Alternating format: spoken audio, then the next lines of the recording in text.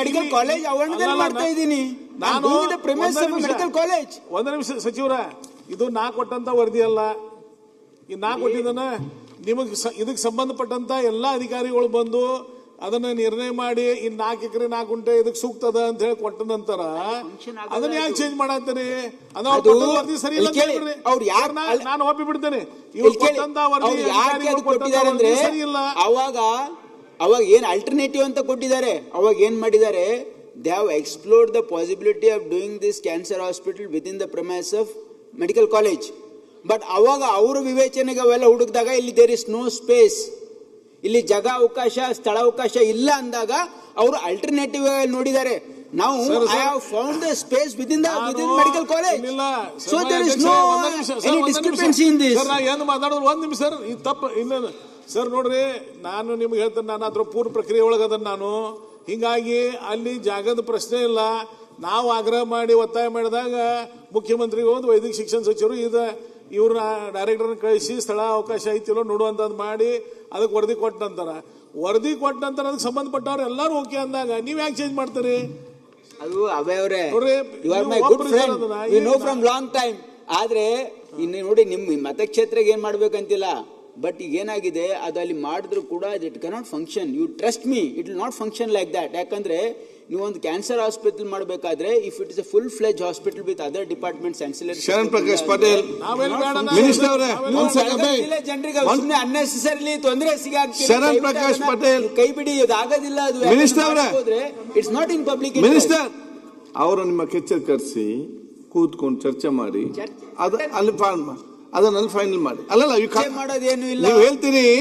ನೀವು ಹೇಳ್ತಾ ಇದ್ರೆ ಅದು ಅಲ್ಲಿ ವರ್ಕ್ ಯಾಕೆ ಹೇಗೆ ಅಂತೇಳಿ ಕನ್ವಿನ್ಸ್ ಆ ಕೆಲಸ ಮಾಡಿದ್ರೆ ಆಯ್ತು. ಈಗ ಲಿಖಿತ ಮೂಲಕ ಉತ್ತರ ಪ್ರಶ್ನೆಗಳು. ಮಾನ್ಯ ಅಧ್ಯಕ್ಷರೇ, ಪಟ್ಟಿಯಿಂದ ಸದನದಲ್ಲಿ ಲಿಖಿತ ಮೂಲಕ ಉತ್ತರಿಸುವ 230 ಪ್ರಶ್ನೆಗಳ ಪೈಕಿ 195 ಪ್ರಶ್ನೆಗಳ ಉತ್ತರಗಳನ್ನು ಸದನದಲ್ಲಿ ಮಂಡಿಸುತ್ತಿದ್ದೇನೆ. ಓಕೆ. ಈಗ ಆಹಾರ ಮತ್ತು ಇದರಲ್ಲಿ ಇಲಾಖೆಯಲ್ಲಿ ಒಂದು ಪೆಂಡಿಂಗ್ ಇದೆ. ಇಂಧನ ಇಲಾಖೆಯಲ್ಲಿ 11 ಪೆಂಡಿಂಗ್ ಇದೆ. ಆರೋಗ್ಯ ಇಲಾಖೆಯಲ್ಲಿ 2 ಪ್ರಶ್ನೆಗಳಿಗೆ ಉತ್ತರ ಪೆಂಡಿಂಗ್ ಇದೆ. ಅರಣ್ಯ ಇಲಾಖೆಯಲ್ಲಿ 7 ಪೆಂಡಿಂಗ್ ಇದೆ. ವೈದ್ಯಕೀಯ ಶಿಕ್ಷಣ ಇಲಾಖೆಯಲ್ಲಿ 1 ಪೆಂಡಿಂಗ್ ಇದೆ. ಕೌಶಲ್ಯ ಇಲಾಖೆಯಲ್ಲಿ 3, ಶಾಲಾ ಶಿಕ್ಷಣ ಇಲಾಖೆಯಲ್ಲಿ 9, ಉನ್ನತ ಶಿಕ್ಷಣದಲ್ಲಿ 2. ಆದಷ್ಟು ಬೇಗನೆ ಈ ಸದಸ್ಯರು ತಮ್ಮ ಉತ್ತರನೆಲ್ಲ ಅದನ್ನು ಮುಟ್ಟಿಸಬೇಕಂತ ಹೇಳಿ ಬಯಸ್ತೇನೆ. ಈಗ ಖಾಸಗಿ ನಿರ್ಣಯಗಳು 2 ಕೊಟ್ಟಿದ್ದಾರೆ ಅಧ್ಯಕ್ಷರೇ. ಒಂದ್ ಸೆಕೆಂಡ್. ಖಾಸಗಿ ನಿರ್ಣಯ 2 ಕೊಟ್ಟಿದ್ದಾರೆ. ಒಂದು ನಮ್ಮ ಕೋನರೆಡ್ಡಿ ಅವರು, ಇನ್ನೊಂದು ಗಂಟಿಹೊಳೆ ಅವರು. ಕೋನರೆಡ್ಡಿಗೆ ಸ್ವಲ್ಪ ಬೇಗ ಹೋಗ್ಲಿಕ್ಕೆ ಇದ್ದ ಕಾರಣ ಫಸ್ಟ್ ಯಾವ 0 ಅವರು. ಮಾನ್ಯ ಅಧ್ಯಕ್ಷರೇ, ಒಂದ್ ಸೆಕೆಂಡ್ ಸನ್ಮಾನ್ಯ ಅಧ್ಯಕ್ಷ, ಬರೇ ಮಂಡ್ಯ ಮಾಡೋದು ಹೇಳಿ. ಅಧ್ಯಕ್ಷರೇ, ನಿನ್ನೆ ಹಕ್ಕುಚ್ಯುತಿ ಅನುಮತಿ ಕೊಡಿದ್ರಿ, ಮಣಿಸಿದೀವಿ. ಅದೇನ್ ಕ್ರಮ ಕೈಗೊಂಡಿದ್ರಿ ಅಂತ ನೀವು ಇವತ್ತು ಮಾಡ್ತೀವಿ ಅಂತ ಹೇಳಿದ್ರಿ. ಅದಕ್ಕೆ ತಾವು ದಯಮಾಡಿ ಏನ್ ಕ್ರಮ ಕೈಗೊಂಡಿದ್ರಿ ಅಂತ ನೀವು ನಿನ್ನೆ ಪ್ರಸ್ತಾವನೆ ಮಾಡಿದ್ದೀರಿ. ನಾವು ಕೂಡ ಸರ್ಕಾರಕ್ಕೆ ಅದರ ಬಗ್ಗೆ ಈ ರೀತಿ ಆಗದ ರೀತಿಯಲ್ಲಿ ಯಾವುದೇ ಸರ್ಕಾರ ಬರಲಿ. ಯಾಕಂತ ಹೇಳಿದ್ರೆ ಎಲ್ಲವೂ ಕೂಡ ನೀವು ಅನುಭವಿಸುವ ಪರಿಸ್ಥಿತಿಯನ್ನು ಎಲ್ಲರೂ ಕೂಡ ಪ್ರತಿಪಕ್ಷ ಸ್ಥಾನದಲ್ಲಿ ನಾವಿದ್ದಾಗಲೂ ಅನುಭವಿಸ್ತದೆ, ಅವರಿದ್ದಾಗಲೂ ಅನುಭವಿಸ್ತದೆ, ಆ ಕಡೆಗೆ ಎಲ್ಲ ಅನುಭವಿಸೋದು ಇರುವಂಥದ್ದು. ಇನ್ನು ಮುಂದೆಕಾದರೂ ಕೂಡ ಎಲ್ಲ ಗೌರವ ಬರೋ ರೀತಿಯಲ್ಲಿ ಒಂದು SOP ಮಾಡಿ ಅಂತೇಳಿ ನಾವು ಸರ್ಕಾರಕ್ಕೆ ಹೇಳಿದ್ದೇವೆ. ಅದನ್ನು ಚರ್ಚೆ ಮಾಡ್ತಿದ್ದೇವೆ. ನೀವು ನಿಮ್ಮ ಕೊಟ್ಟಂತ ನಿಮ್ಮ ಕ್ಷೇತ್ರದಲ್ಲಿ ಆದಂಥ ಆ ಒಂದು ನಿಮ್ಮ ಅಚ್ಚುಚ್ಯುತಿ ಆಗಿದೆ, ಅದನ್ನು ನಾವು ಪ್ರಿವಿಲೇಜ್ ಕಮಿಟಿಗೆ ಕಳಿಸಿದ್ದೇನೆ. ಅವ್ರದ್ದು ತೀರ್ಮಾನ ಅದನ್ನು ತಗೊಳ್ತಾರೆ. ಈಗ ಖಾಸಗಿ NH ಕೋನರೆಡ್ಡಿ. ಸನ್ಮಾನ್ಯ ಸಭಾಧ್ಯಕ್ಷರೇ, ಸಾಂಸ್ಕೃತಿಕ ಮೊನ್ನೆಯಿಂದ ಇದು ಕಳೆದ ಒಂದು 8 ದಿನದ ಹಿಂದ್ಗಡೆ ನನ್ನ ಕ್ಷೇತ್ರದಲ್ಲಿ 2ನೇ ಬಾರಿ ಗೋಹತ್ಯೆ ಆಗಿದ್ದ ಬಗ್ಗೆ ನಾನು ಶೂನ್ಯ ವೇಳೆಯಲ್ಲಿ ಕೇಳಿದೆ ತಮ್ಮ ಹತ್ರ. ತಾವು ಅದನ್ನ ಶೂನ್ಯ ವೇಳೆಯಲ್ಲಿ ಬೇಡ ಮತ್ತು ಬೇರೆ ಇದರಲ್ಲಿ ಮಾತಾಡಿರಿ ಅಂತ ಹೇಳಿದ್ರಿ. ಬಟ್ ಇಲ್ಲಿ ತನಕನೂ ಅದಕ್ಕೆ ಯಾವುದೇ ರೀತಿಯ ಪ್ರಶ್ನೆ ಏನೂ ಬಂದಿಲ್ಲ, ಉತ್ತರನೂ ಬಂದಿಲ್ಲ. ನಮ್ಮೂರಲ್ಲಿ ತುಂಬಾ ಗಲಾಟೆ ಮಾಡ್ತಾ ಇದ್ದಾರೆ. 1 ವರ್ಷದಲ್ಲಿ ಇದು 2ನೇ ಹತ್ಯೆ ಆಗ್ತಾ ಇದೆ, ಗೋ ಹತ್ಯೆ ಆಗ್ತಾ ಇದೆ. ಆ ಹತ್ಯೆ ಮಾಡಿದವರನ್ನ ಹಿಡಿದಿಲ್ಲ ಅಥವಾ ಶಿಕ್ಷೆನೂ ಕೊಟ್ಟಿಲ್ಲ. ಬಹಳ ಬೇಸರ ಆಗ್ತಾ ಇದೆ. ಯಾಕೆಂತ ಹೇಳಿದ್ರೆ ತಮ್ಗೆ ಗೊತ್ತಿದೆ, ನಾವೆಲ್ಲ ಹಿಂದೂಗಳಾಗಿ ಅದು ಗೋವನ್ನ ಪೂಜೆ ಮಾಡುವಂಥವ್ರು. ನಮ್ಮ ಕಣ್ಣೆದುರಿಗೆ ಅದು ಹಾಲು ಕೊಡ್ತಾ ಇರುವಂತ ಒಂದು ಹಸುವನ್ನ, 2ನೇ ಹಸು ಇದು ನಮ್ಮ ಕ್ಷೇತ್ರದಲ್ಲಿ ಆಗ್ತಾ ಇದೆ. ಇದ್ರ ಬಗ್ಗೆ ಏನು ಕ್ರಮ ತಾವು ತಗೊಳ್ತೀರಿ ಅನ್ನುವಂಥದ್ದನ್ನ ದಯಮಾಡಿ ತಾವು ತಿಳಿಸ್ಬೇಕು ಅನ್ನುವಂಥ ಒಂದು ಮನವಿಯನ್ನ ಮಾಡ್ತಾ ಇದ್ದೀವಿ. ಸರ್ಕಾರ ಯಾರು ತೊಡಕೊಡ್ತೀವಿ ಸರ್ಕಾರದಲ್ಲಿ ಖಂಡ್ರೆ ಅವ್ರೆ ವಿಲ್ ಆನ್ಸರ್ ಸಂಬಂಧಪಟ್ಟ ಮಂತ್ರಿ ಬಂದು ಈಶ್ವರ್ ಖಂಡ್ರೆ ಅವ್ರೆ.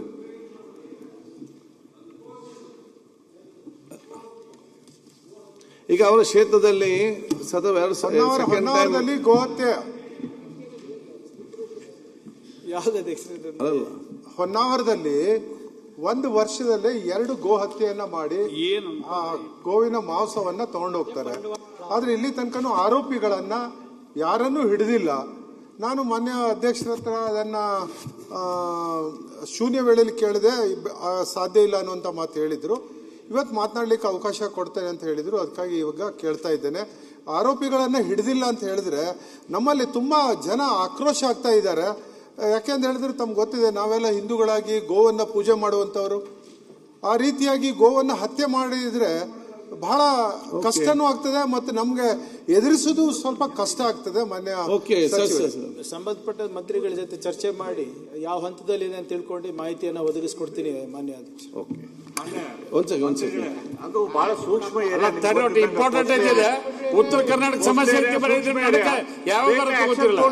ಇಶ್ಯೂ ಸಬ್ಸಿಡಿ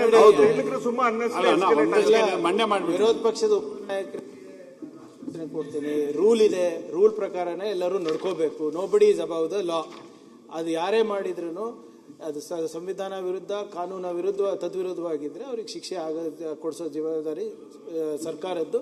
ಅದೇನಿದೆ ತನಿಖೆ ಹಂತದಲ್ಲಿ. ಅಧ್ಯಕ್ಷರೇ, ಇದು 2ನೇ ಬಾರಿ ಆಗ್ತಾ ಇರುವಂತದ್ದು. ಮಾನ್ಯ ಅಧ್ಯಕ್ಷರೇ, ರೆಡ್ಡಿ ಅಲ್ಲ, ಅವ್ರು ಖಾಸಗಿ ನಿರ್ಣಯ ಮುಗಿಸ್ಲಿ.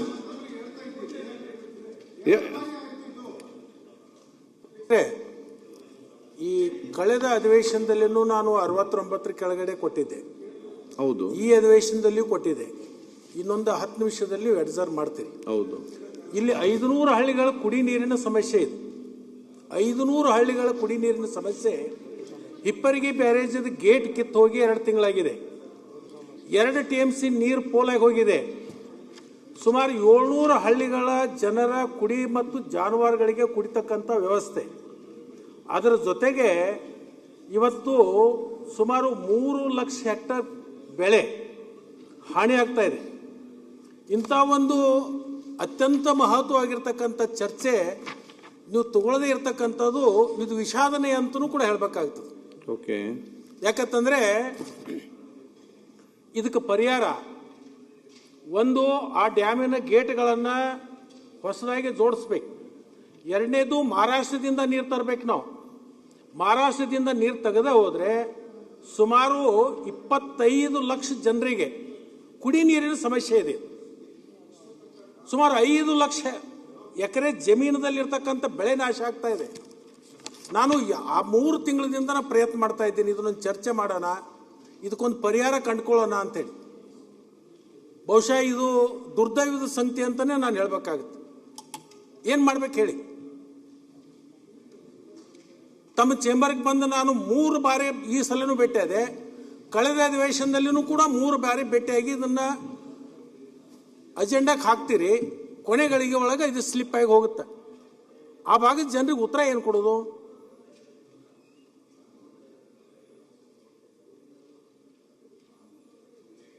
ನೀವು ಯಾವುದೇ ಕೆಲಸಕ್ಕೆ ಬಾರದ ವಿಷಯಗಳನ್ನು 1 ಗಂಟೆ 2 ಗಂಟೆ ಚರ್ಚೆ ಕೊಡ್ತೀರಿ. ಇಂಥ ಲಕ್ಷಾಂತರ ಜನರ ಕುಡಿ ನೀರಿನ ಸಮಸ್ಯೆ ಬಗ್ಗೆ ನೀವು ಗಂಭೀರತೆಯನ್ನು ತಗೊಳ್ಳದೆ ಹೋದ್ರೆ ಏನು ಮಾಡ್ಬೇಕು ಹೇಳಿ? ಓಕೆ, ಆಯ್ತಮ್ಮ. ಈಗ ಒಂದ್ ಸೆಕೆಂಡ್ ಈಗ ಏನಾಗಿದೆ, ತಾವೇನು ವಿಚಾರ ಇದೆ 69 ಕೊಟ್ಟಿದ್ದೀರಿ. ಎಲ್ಲವೂ ಕೂಡ ಮಹತ್ವದ ವಿಚಾರ ಕೊಟ್ಟಿದ್ದಾರೆ. ಯಾರ್ದು ಫಸ್ಟ್ ಕೊಟ್ಟಿದ್ದಾರೆ ಅವ್ರದ್ದು ಫಸ್ಟ್ ಅದರಲ್ಲಿ ಆಗಿದೆ. 2 ವಿಚಾರ ಚರ್ಚೆ ಆಯಿತು 69ನಲ್ಲಿ. 3, ಒಂದು ಬ್ಯಾಂಗ್ಳೂರಿದ್ದು, ಮತ್ತು ಇನ್ನೊಂದು ಹೆಲ್ತಿಗೆ ಸಂಬಂಧಪಟ್ಟಾಗೆ, ಮತ್ತು ಫುಡ್ಡಿಗೆ ಸಂಬಂಧಪಟ್ಟಾಗೆ. ಆರ್ಡರ್ ಯಾರು ಮೊದಲು ಕೊಟ್ಟಿದ್ದು ಆರ್ಡರ್ ಆಗಿ ಬಂದದ್ದು. ನಿಮ್ಮದು ಕೂಡ ಬರಬೇಕಿತ್ತು. ಬೇರೆ ಬೇರೆ ಚರ್ಚೆ ನಿಮ್ಗೆ ಗೊತ್ತಿದೆ, ಯಾವ ರೀತಿ ಎಲ್ಲಿಂದ ಎಲ್ಲಿಗೆ ಚರ್ಚೆ ಹೋಯಿತು, ಎಷ್ಟು ಸಮಯದಲ್ಲಿ ಕಡಿಮೆ ಆಯಿತು, ಇಲ್ಲ ನಿಮ್ಮದು ಕೂಡ ಇವತ್ತು ಚರ್ಚೆಗೆ ಬರ್ತಿತ್ತು. ಆದ ಕಾರಣ ಮಂತ್ರಿಗಳೇ, ಒಂದಾದ ತಾವು ಕರೆಸಿ ಅದನ್ನು ಮೀಟಿಂಗ್ ಮಾಡಿ, ಅಥವಾ ಎಸ್ಟಿಮೇಟ್ ಕಮಿಟಿ ಮುಖಾಂತರ ಲಕ್ಷ್ಮಣ್ ಸವದಿ ಅವರು ಹಿರಿಯ ಸದಸ್ಯರಿದ್ದಾರೆ, ಅವರಿಗೆ ಕಲಾಪದ ಬಗ್ಗೆ ನಾನೇನು ಹೇಳೋದ ಅವಶ್ಯಕತೆ ಇಲ್ಲ. ಆಮೇಲೆ ಅವರು ಪ್ರಸ್ತಾಪ ಮಾಡಿರೋಂಥ ವಿಚಾರ ಕೂಡ ಅತ್ಯಂತ ಗಂಭೀರವಾಗಿದೆ. ಮತ್ತು ಈಗ ಬೇಸಿಗೆ ಕಾಲ ಬೇರೆ ಬರ್ತಾ ಇದೆ. ಸೊ ಖಂಡಿತವಾಗಿ ಅವರ ಆತಂಕ ಹೆಚ್ಚೋದು ಸಹಜ. ಮತ್ತು ಆ ಭಾಗದ ಜನರ ನಿರೀಕ್ಷೆ ಕೂಡ ಶಾಸಕರ ಮೇಲೆ ಹೆಚ್ಚಿದೆ. ಅವ್ರು ಯಾವಾಗಲೂ ಕೊಟ್ಟ ಮಾತಂತೆ ಅವ್ರು ನುಡಿದಂತೆ ನಡೀತಾರೆ ಅಂದ್ಬಿಟ್ಟು. ಸೊ ಆದ್ದರಿಂದ ಅವ್ರೇನು ಇವತ್ತು ಇಲ್ಲಿ ಪ್ರಸ್ತಾಪ ಮಾಡಿದರೆ, ಮಾನ್ಯ ಉಪಮುಖ್ಯಮಂತ್ರಿಗಳಿಗೆ ನಾನು ಕೂಡ ಅವ್ರ ಜೊತೆ ಚರ್ಚೆ ಮಾಡಿ ಅವರಿಗೆ ಹೇಗೆ ಅದಕ್ಕೆ ಪರಿಹಾರ ಒದಗಿಸ್ಕೊಡ್ಬೋದು ಅಂದ್ಬಿಟ್ಟು ಪ್ರಾಮಾಣಿಕ ಪ್ರಯತ್ನ ನನ್ನ ಕಡೆಯಿಂದ ಆಗುತ್ತೆ ಅಂತ ನಾನು ಹೇಳಲಿಕ್ಕೆ ನಾನು ಬಯಸ್ತಾ ಇದ್ದೀನಿ ಅಧ್ಯಕ್ಷ.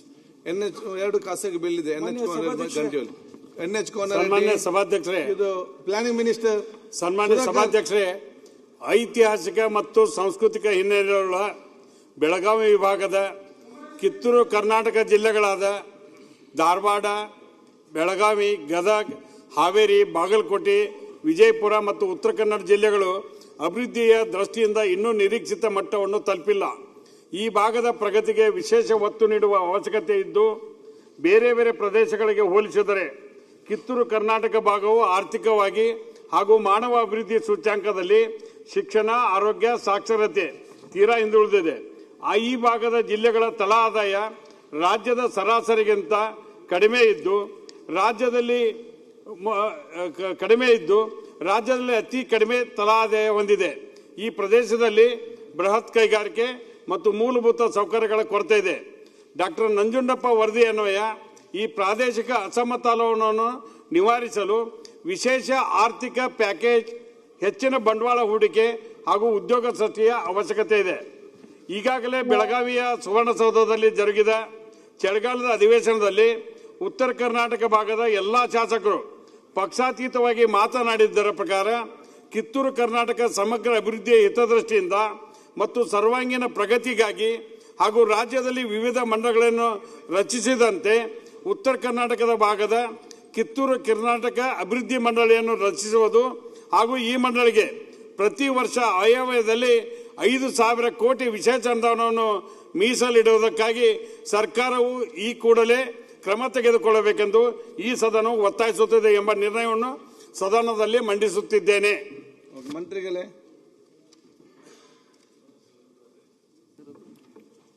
Planning minister.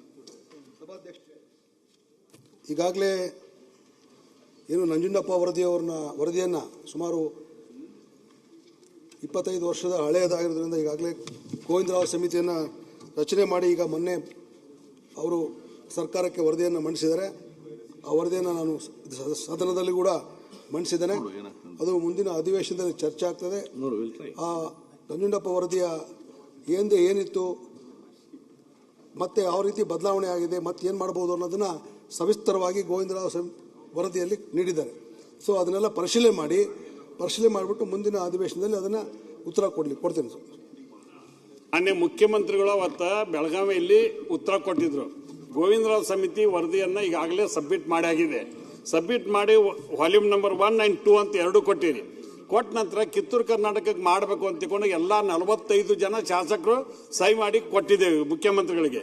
ಅದ್ರ ಮೇಲೆ ಒಂದು ಏನಾರ ಮಾಡ್ತೀವಿ ಅಂತ ಹೇಳಿದ್ರು. ತಾವು ಈ ರೀತಿ ಉತ್ತರ ಕೊಡೋಕ್ಕಿಂತ ಸರ್ಕಾರವಾಗಿ ನಾವು ನೆಕ್ಸ್ಟ್ ಇದ್ರಾಗ ಮಾಡ್ತೀವಿ ಅನ್ನೋಂಥ ಒಂದು ಸಂದೇಶ ಆ ಭಾಗಕ್ಕೆ ಹೋಗ್ಬೇಕಂತ ತಮ್ಮಲ್ಲಿ ಮನವಿ ಮಾಡ್ತೇವೆ. ಬಯಲು ಸೀಮೆಯಲ್ಲಿ ನಮ್ಮ ಶಾಸಕರಿಗೆ ಏನು ಸಿಗ್ತಾ ಇಲ್ಲ. ಸುಮ್ಮನೆ ಅದು ಕಾಟಾಚಾರಕ್ಕೆ ಬಯಲು ಸೀಮೆ ಇದೆ.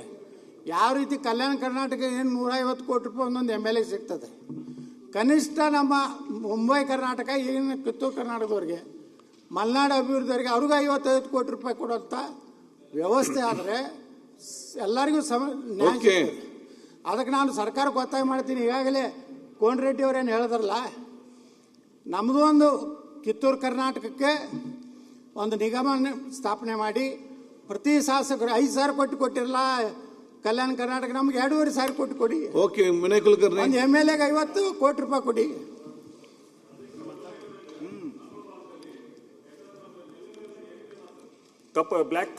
ಡೀಪ್ ಬ್ಲ್ಯಾಕ್ ಕಾಟನ್ ಸಾಯಿಲ್, ಹಾಗಾಗಿ ನಮ್ಮಲ್ಲಿ ರೋಡ್ ಸಿಂಕೇಜ್ ಭಯಂಕರ ಆಗುತ್ತೆ. ಆಮೇಲೆ ಇವನ್ ಮಳಿನೂ ನಮ್ಮಲ್ಲಿ ಜಾಸ್ತಿ. ಹಿಂಗಾಗಿ ಹೆಂಗೆ ನೀವು ಹೈದರಾಬಾದ್ ಕರ್ನಾಟಕ ಕೊಡಾಕತ್ತೀರಿ, ಆ ಥರ ನಮಗೆ ಕೂಡ ಅಟ್ಲೀಸ್ಟ್ ಮಿನಿಮಮ್ 50 lakhs ನಾವು ಕೊಡಂತೇಳಿ ಆಲ್ರೆಡಿ ನಾವು ಮುಖ್ಯಮಂತ್ರಿಗಳಿಗೆ ಮನವಿ ಕೊಟ್ಟೆವು. ಸಭಾಧ್ಯಕ್ಷ, ನಮಗೆ ಮಲೆನಾಡು ಅಭಿವೃದ್ಧಿ ಎಲ್ಲರಿಗೆ ಬೇಕಂತ 50 ಕೋಟಿ ಏನಾರು ಸಾಲ್ತತ್ತೆ ಅಲ್ಲ 50 ಕೋಟಿ ಅಂದಿರ ಆಯ್ತು 50 ಕೋಟಿ ಅಟ್ ಲೀಸ್ಟ್ 50 crores ನಮಗೂ ಎವ್ರಿ ಇಯರ್ ನಮಗೂ ಓಕೆ. ಈಗ ಕೋನರೆಡ್ಡಿ ಅವರು ಎಲ್ಲಾರ್ದು ಇದು ನಾವು ಆಲೆ 50 ಶಾಸಕರು ಒಂದ್ ಸೆಕೆಂಡ್ ಕೋನರೆಡ್ಡಿ ಅವರು ಈಗಾಗಲೇ ತನ್ನ ಕೂತ್ಕೊಳ್ಳಿ ವಿನಯ್ ಅವರು ಕೂತ್ಕೊಳ್ಳಿ. ಕೋನರೆಡ್ಡಿ ಅವರಿಗೆ ಒಂದು ಖಾಸಗಿ ನಿರ್ಣಯ ಮಂಡಿಸಿದ್ದಾರೆ. ತಾವೆಲ್ಲ ಕೂಡ ಬಗ್ಗೆ ಮಾತಾಡಿದಿರಿ. ಸರ್ಕಾರ ಕೂಡ ಇದು ಉತ್ತರ ಕೊಟ್ಟಿದೆ. ಸರ್ಕಾರ ಅದನ್ನು ರಿಜೆಕ್ಟ್ ಅಂತ ಮಾಡಲಿಲ್ಲ, ಆಗುದಿಲ್ಲ ಅಂತೇಳಿ ಪರಿಶೀಲನೆ ಮಾಡ್ತಾರೆ ಅಂತ ಕೂಡ ಇವತ್ತು ಹೇಳಿದ್ದಾರೆ. ಆದ್ರೆ ಅವರು ಪರಿಶೀಲನೆ ಮಾಡ್ತಾರೆ. ಮುಂದಿನ ಅಧಿವೇಶನದಲ್ಲಿ ಅದು ಮಂಡನೆಯಾಗಿ ಮತ್ತೆ ಸರ್ಕಾರದ ಆದೇಶ ಆದೇಶ ಕೊಡ್ತಾರೆ. ಅಧ್ಯಕ್ಷರೇ, ತಾವೀಗ ಸದನ ಕೇಳಿದಿರಿ.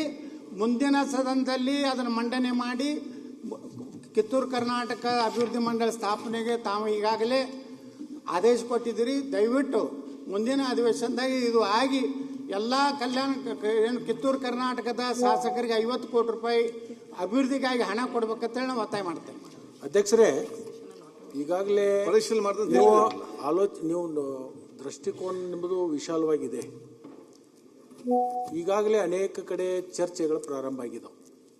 ಉತ್ತರ ಕರ್ನಾಟಕ ಪ್ರತ್ಯೇಕ ರಾಜ್ಯ ಆಗಬೇಕು, ನಮ್ಮದು ಅಭಿವೃದ್ಧಿಯಲ್ಲಿ ಭಾಳಷ್ಟು ನಾವು ಹಿಂದೆ ಬೀಳ್ತಾ ಇದ್ದೇವೆ, ನಮಗೆ ತಾರತಮ್ಯ ಆಗ್ತಾ ಇದೆ ಅಂತಕ್ಕಂಥ ಆ ಹಿನ್ನೆಲೆಯನ್ನು ಇಟ್ಕೊಂಡು ಇವತ್ತು ನಂಜುಂಡಪ್ಪನವ್ರ ವರದಿ ಕೊಟ್ಟ ಮೇಲೆ ಅದಕ್ಕೆ ಸಾಕಷ್ಟು ಅಭಿವೃದ್ಧಿ ಸಮತೋಲನ ಬರಲಿಕ್ಕೆ ಸಾಧ್ಯ ಆಗದೇ ಇರೋ ಕಾರಣದಿಂದ ಇವತ್ತೇನು ಹೈದರಾಬಾದ್ ಕರ್ನಾಟಕ, ಕಲ್ಯಾಣ ಕರ್ನಾಟಕ ಅಂತಕ್ಕಂಥ 6 ಜಿಲ್ಲೆಗಳು ಒಳಪಟ್ಟಿರ್ತಕ್ಕಂಥದಕ್ಕೇನೆ ವಿಶೇಷ ಅಭಿವೃದ್ಧಿ ನಿಗಮವನ್ನು ಮಾಡಿ ಅಲ್ಲಿ ಪ್ರತಿ ವರ್ಷ 5,000 ಕೋಟಿ ಕೊಡ್ತಾರಲ್ಲ, ಅದಕ್ಕೆ ಸ್ವಾಗತವಾಗಿರ್ತಕ್ಕಂಥ ಸಂಗತಿ.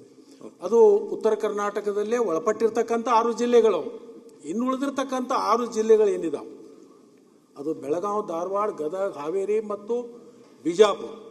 ಈ ಭಾಗಗಳಿಗೆ ಬಿಜಾಪುರ ಮತ್ತು ಬಾಗಲಕೋಟೆ ಈ ಭಾಗದಲ್ಲಿನೂ ಕೂಡ ಅಂತ ಒಂದು ಅಭಿವೃದ್ಧಿ ನಿಗಮವನ್ನು ಸ್ಥಾಪನೆ ಮಾಡಿಕೊಂಡು ಇಲ್ಲಿ ವಿಶೇಷ ಅನುದಾನವನ್ನು ಕೊಟ್ಟದ್ದಾದ್ರೆ ಇದು ಕರ್ನಾಟಕದಲ್ಲಿ ಅಸಮತೋಲನ ಅಂತಕ್ಕಂಥ ಏನು ಇವತ್ತು ಚರ್ಚೆ ಆಗ್ತಾ ಇದೆ, ಆ ಚರ್ಚೆಗೆ ಒಂದು ತಿಲಾಂಜಲಿಯನ್ನ ಹಾಡ್ಲಿಕ್ಕೆ ಅದರಿಂದ ಪ್ರತಿ ವರ್ಷ ಇದಕ್ಕೂ ಕೂಡ ಒಂದು 5,000 ಕೋಟಿ ರೂಪಾಯಿಗಳನ್ನ ಸರ್ಕಾರ ಮುತುವರ್ಜಿ ವಹಿಸಬೇಕು ಅಂತ ಹೇಳಿ ನಾನು ನಮ್ಮ 6 ಜಿಲ್ಲೆಗಳ ಶಾಸಕರ ಪರವಾಗಿ ನಾನು ಕೂಡ ಅದಕ್ಕೆ ಮಾನ್ಯ ಅಧ್ಯಕ್ಷರೇ, ಬಹಳ ಒಳ್ಳೆಯ ವಿಷಯ ಇವತ್ತು ಚರ್ಚೆ ಆಗ್ತಾ ಇದೆ.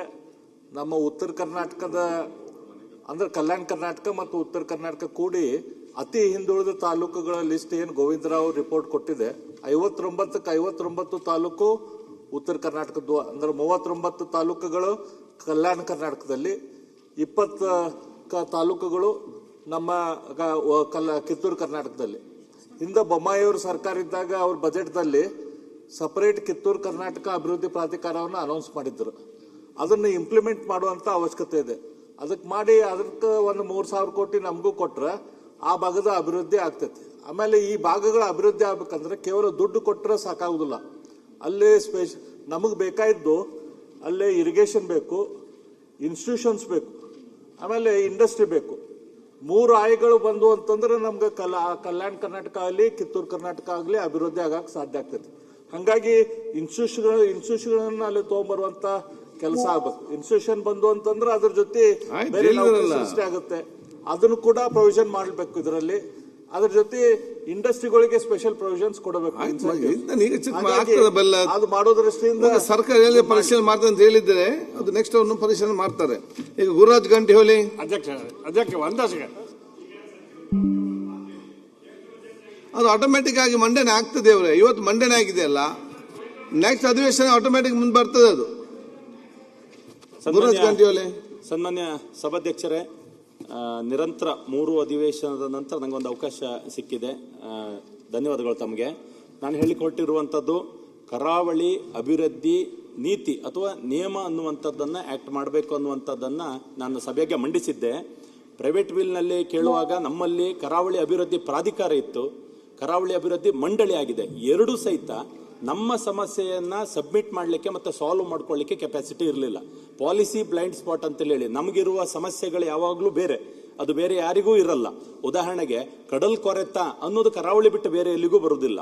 CRZ ಸಮಸ್ಯೆ, ಸಮುದ್ರ ತೀರದ ಸಮಸ್ಯೆ ನಮಗೆ ಬಿಟ್ಟು ಇನ್ಯಾರಿಗೂ ಬರಲ್ಲ. ಅತಿವೃಷ್ಟಿ ನಮಗೆ ಬಿಟ್ಟು ಇನ್ಯಾರಿಗೂ ಬರಲ್ಲ. ಮೀನುಗಾರಿಕೆ ಅಪಾಯ, ಅದರಲ್ಲಿ ಆಗುವಂತ ಸಾವು ನೋವು ಕರಾವಳಿ ಬಿಟ್ಟು ಇನ್ಯಾರಿಗೆ ಬರಲ್ಲ. ಈ ರೀತಿ ಒಂದು 100 ವಿಷಯಗಳು ಅಲ್ಲಿಗೆ ಮಾತ್ರ ಸೀಮಿತ ಆಗಿರುವಂತ ವಿಷಯಗಳಿದೆ. ಅಲ್ಲಿನ ಭೌಗೋಳಿಕ ರಚನೆ ವ್ಯವಸ್ಥೆಗಳು ಬೇರೆ, ಅಲ್ಲಿನ ಜೀವನ ಶೈಲಿಯು ಒಂದು ವ್ಯತ್ಯಾಸಗಳಿರ್ತದೆ. ನಾನಿಲ್ಲಿ ಕೇಳ್ತಾ ಇರೋದು ವಿಶೇಷ ಅನುದಾನ ಕೊಡಿ ಅಥವಾ ವಿಶೇಷ ಸಪರೇಷನ್ ಏನೋ ಕೊಡಿ, ಅದು ಯಾವ ವಿಷಯಕ್ಕೆ ಬರ್ತಾ ಇಲ್ಲ. ನಮ್ಮಲ್ಲಿ ನಾವು ದುಡಿಮೆ ಮಾಡಿಕೊಳ್ಳಿಕ್ಕೆ, ಅಲ್ಲಿರುವ ಅವಕಾಶಗಳನ್ನು ಉಪಯೋಗಿಸ್ಕೊಳ್ಳಿಕ್ಕೆ, ನಮಗೆ ಅಲ್ಲಿ ಕರಾವಳಿಗೆ ಆದಂತ ನೀತಿ ನಿಯಮ ನಿರೂಪಿಸಲಿಕ್ಕೆ ಅವಕಾಶ ಇರುವಂತ ಒಂದು ವ್ಯವಸ್ಥೆ ಬೇಕು ಅಂತ ಒಂದು ಉದಾಹರಣೆ ಹೇಳಿ ಸಭೆಗೆ ಅದನ್ನು ಗಮನಕ್ಕೆ ತಂದುಬಿಡ್ತೇನೆ. ಹಿಂದೆ VS ಆಚಾರ್ಯರು ಯಾವುದೇ ನೋಟಿಸ್ಗಳನ್ನ, ಸರ್ಕಾರಿ ಆರ್ಡರ್ಗಳನ್ನು ಕೊಡುವಾಗ ಕರಾವಳಿಯನ್ನು ಹೊರತುಪಡಿಸಿ ಅಥವಾ ಕರಾವಳಿಯನ್ನು ವಿಶೇಷವಾಗಿ ಗಮನಿಸಿ ಅಂತಿದ್ರು. ಅದಕ್ಕೊಂದು ಉದಾಹರಣೆ ಅಂತೇಳಿ ಹೇಳಿದ್ರೆ, ಆಗಸ್ಟ್ ಒಳಗಡೆ ಇಡೀ ರಾಜ್ಯದಲ್ಲಿ ಶಾಲೆಗಳಲ್ಲಿ ಕ್ರೀಡಾ ಚಟುವಟಿಕೆಗಳನ್ನು ಮುಗಿಸಿ ಅಂತ ಹೇಳಿದ್ರೆ ಇಡೀ ರಾಜ್ಯದಲ್ಲಿ ನಡೀತದೆ, ಕರಾವಳಿಯಲ್ಲಿ ನಡೆಯುವುದಿಲ್ಲ. ಕರಾವಳಿಯಲ್ಲಿ ಘೋರ ಮಳೆ ಆಗ್ತಾ ಇರ್ತದೆ ಅಧ್ಯಕ್ಷರೇ. ಸೊ ಇದು ನಮಗಿರುವಂತ ಭೌಗೋಳಿಕ ವ್ಯತ್ಯಾಸಗಳು. ಹಾಗಾಗಿ ಕೇರಳದಲ್ಲಿ, ಗೋವಾದಲ್ಲಿ ಕರಾವಳಿ ಬಗ್ಗೆ ತುಂಬಾ ಅಭಿವೃದ್ಧಿ ಆಗಿದೆ, ನಮ್ಮಲ್ಲಿ ಯಾಕೆ ಆಗ್ಲಿಲ್ಲ ಅಂತ ಹೇಳ್ತಾರೆ.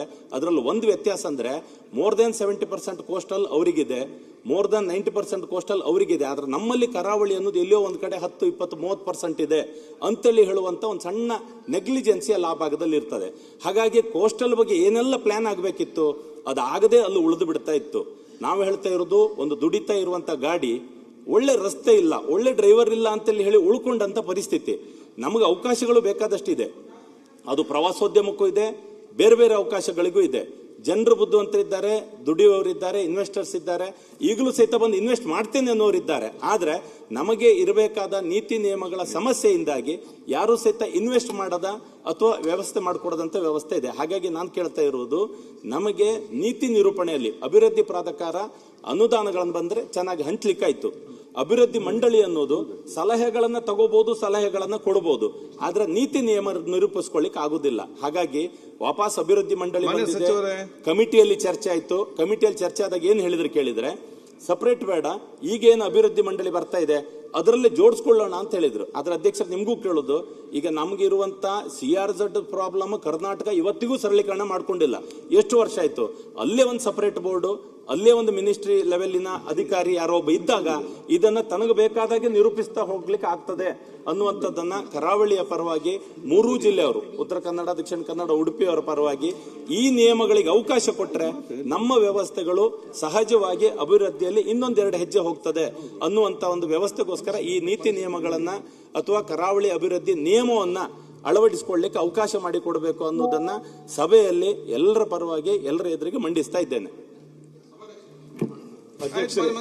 ಅಲ್ಲ, ಒಂದ್ ಸೆಕೆಂಡ್, ಈ ವಿಷಯಕ್ಕೆ ಹೋಗಿ ನಮ್ಮ ಸ್ನೇಹಿತರಾದಂತ ಕೋನ್ ರೆಡ್ಡಿ ಅವರು ತಂದಂತ ಈ ಒಂದು ಅಲ್ಲ, ಅದು ಅವ್ರದ್ದು ಮುಗಿಯಿತು, ಅದೇ ವಿಷಯ ಅಲ್ಲ. ಅಲ್ಲ ಅಲ್ಲ, ಇದು ಬೇರೆ, ಇದು ಕರಾವಳಿ. ಇದು ಇಲ್ಲ, ನಾವು ಬಸವನಗುಡ್ರಾದ್ಮೇಲೆ ನಾನು ಅದಕ್ಕೆ ಮಾತಾಡ್ಬೇಕಂದ್ರೆ ನೀವು ಅವ್ರನ್ನ ಕರೆದು ಬಿಟ್ರಿ, ಕರಾವಳಿ ಕರೆದು ಬಿಟ್ರಿ. ಅವಕಾಶ ಕೊಡ್ರಿ ಪಾಪ, ನಾವೆಲ್ಲ ಸಫರ್ ಆಗೋದಿಲ್ಲ ಬಿಡಿ. ಆದ್ರೆ ಒಂದ್ ಹೇಳ್ತೀನಿ, ಜನರಲ್ ಆಗಿ ಕರಾವಳಿ ಇರ್ಲಿ, ಯಾವ್ದು ಅವ್ರು ಮಾತಾಡ್ಲಿ, ಬೇಡ ಅಂತ ಅನ್ನೋದಿಲ್ಲ. ಅಧ್ಯಕ್ಷರೇ, ಮಂತ್ರಿಗಳಿಗೆ ಒಂದ್ ಸೆಕೆಂಡ್, ಈಗ ಅವ್ರದ್ದು ಸ್ಟಾರ್ಟ್ ಆಗಿದೆ, ಅವ್ರದ್ದು ಮುಗಿ ಮತ್ತೆ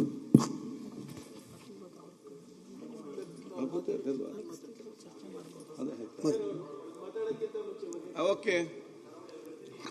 ಮಾನ್ಯ ಅಧ್ಯಕ್ಷರೇ, ಯತ್ನಾಳ್ ಅವರು ಇಲ್ಲ ಹಂಗಲ್ಲ ಸರ್, ಅಪ್ಪಾಜಿ ನಾಡಗೌಡ್ರಲ್ಲಿ ಎಸ್ ಇದ್ರದ್ದೇ ಅವರು ಕಲಿಬೇಕು. ನಾವೆಲ್ಲ ಯಾಕೆ ಹಿಂದುಳಿದಿದೀವಿ ಅಂದ್ರೆ ಅವ್ರಕ್ಕಿಂತ ಅವ್ರು ನೋಡಿ ದುಡ್ಡು ಕೇಳ್ತಾ ಇಲ್ಲ, ನೀತಿ ಕೇಳ್ತಾ ಇದ್ದಾರೆ. Every policy is backed by financial implication.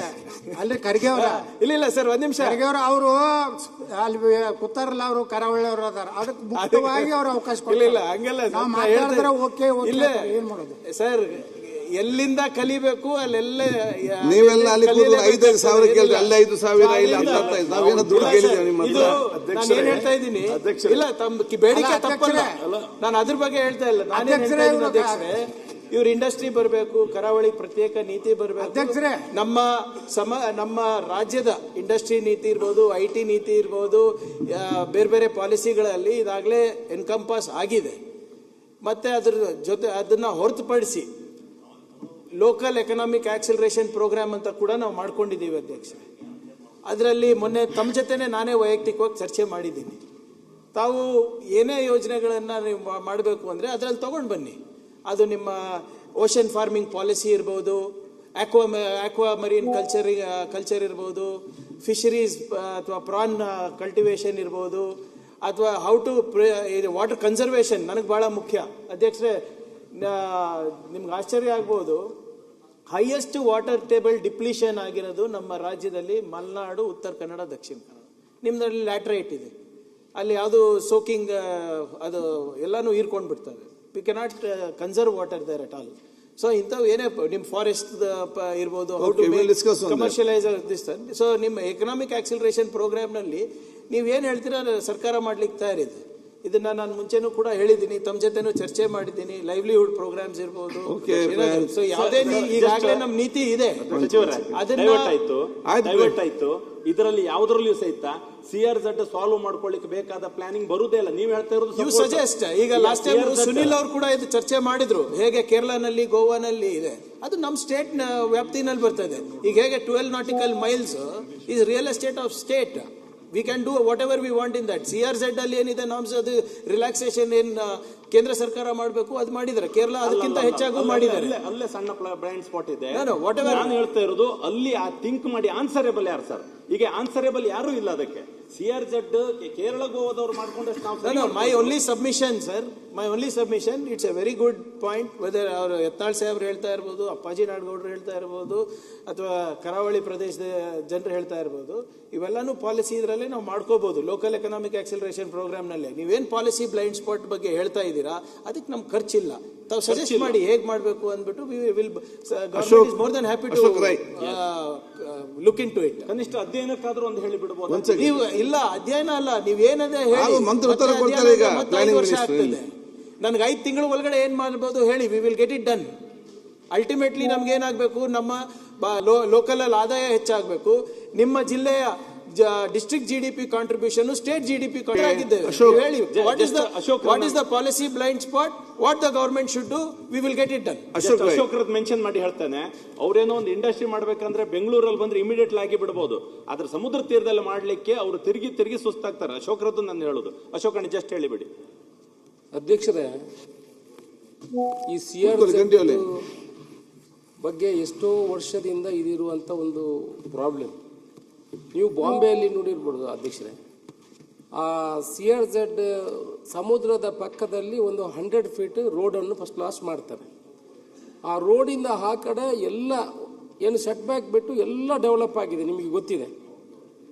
ನಾವು ಕೂಡ ಅದೇ ಹೇಳೋದು. ಈಗ ನಮಗೆ ಒಂದು ಕಡೆ ನಮ್ಮ ಗಂಟಿಹೊಳೆ ಅವರು ಹೇಳಿದ್ದಾರೆ, ನಮಗೆ ನೀತಿಯನ್ನು ಮಾಡಿಕೊಡಿ ಅಂತ.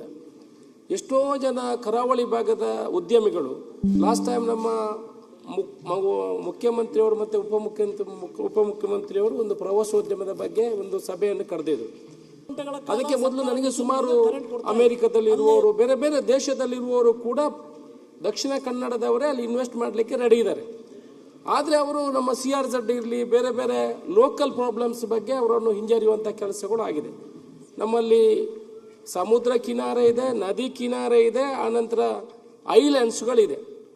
ನಾನು ನಮ್ಮ ದಕ್ಷಿಣ ಕನ್ನಡ ಜಿಲ್ಲಾಧಿಕಾರಿಗಳು ಕೂಡ ಹೇಳಿದೆ, ಒಂದು ಐಲ್ಯಾಂಡನ್ನು ತೆಕ್ಕೊಂಡು ಅದನ್ನು ಅಭಿವೃದ್ಧಿ ಮಾಡುವಂಥ ಕೆಲಸವನ್ನು ಮಾಡಿ, ಮತ್ತೆ ಒಂದು ರಸ್ತೆ ಏನು ಸಮುದ್ರದ ಬದಿಯಲ್ಲಿ ಒಂದು ರಸ್ತೆ ಸುಮಾರು ಅದಕ್ಕೆ ಒಂದು ಮಂಗಳ ಕಾರ್ನಿಸ್ ಅಂತ ಈಗಲೇ ಅದಕ್ಕೆ ಹೆಸರನ್ನು ಇಟ್ಟಿದ್ದಾರೆ. ಅದಕ್ಕೆ ಸುಮಾರು 1,000 ಕೋಟಿ ರೂಪಾಯಿಗಳು ಆಗ್ತದೆ. ಆದರೆ ಹಂತವಾಗಿ ಅದಕ್ಕೆ ಹಣವನ್ನು ಕೊಟ್ಟರೆ ಬಹುಶಃ ಈ ನೀತಿ ಮಾಡುವ ಜೊತೆಗೆ CRZಗೂ ಕೂಡ ಮುಕ್ತಿ ಸಿಗುವಂಥ ಕೆಲಸಗಳು ಆಗ್ತದೆ. ಆ ಭಾಗ ಪೂರ್ತಿ ಅಭಿವೃದ್ಧಿ ಆಗ್ತದೆ.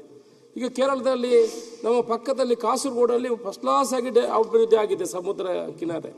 ನಾವು ಹೇಳುವಂಥದ್ದು ನೀತಿಯನ್ನು ಮಾಡಬೇಕು, ಸ್ವಲ್ಪ ಅನುದಾನವನ್ನು, ಒಂದು ರಸ್ತೆ ನಿರ್ಮಾಣ ಮಾಡುವಂಥ ಸಮುದ್ರದ ಸೈಡಿನ ಒಂದು ರಸ್ತೆ ನಿರ್ಮಾಣ ಮಾಡುವಂಥ ಕೆಲಸಗಳನ್ನು ಮಾಡಿದರೆ ಖಂಡಿತ ದಕ್ಷಿಣ ಕನ್ನಡ ಕೆಲಸ ಆಗ್ತದೆ. ಸನ್ಮಾನ್ಯ ಅಧ್ಯಕ್ಷರೇ, ನಾನು ಸನ್ಮಾನ್ಯ ಪ್ರಿಯಾಂಕ ಅವರಿಗೆ, ನಮ್ಮ ಗಂಟಿಹೊಳೆ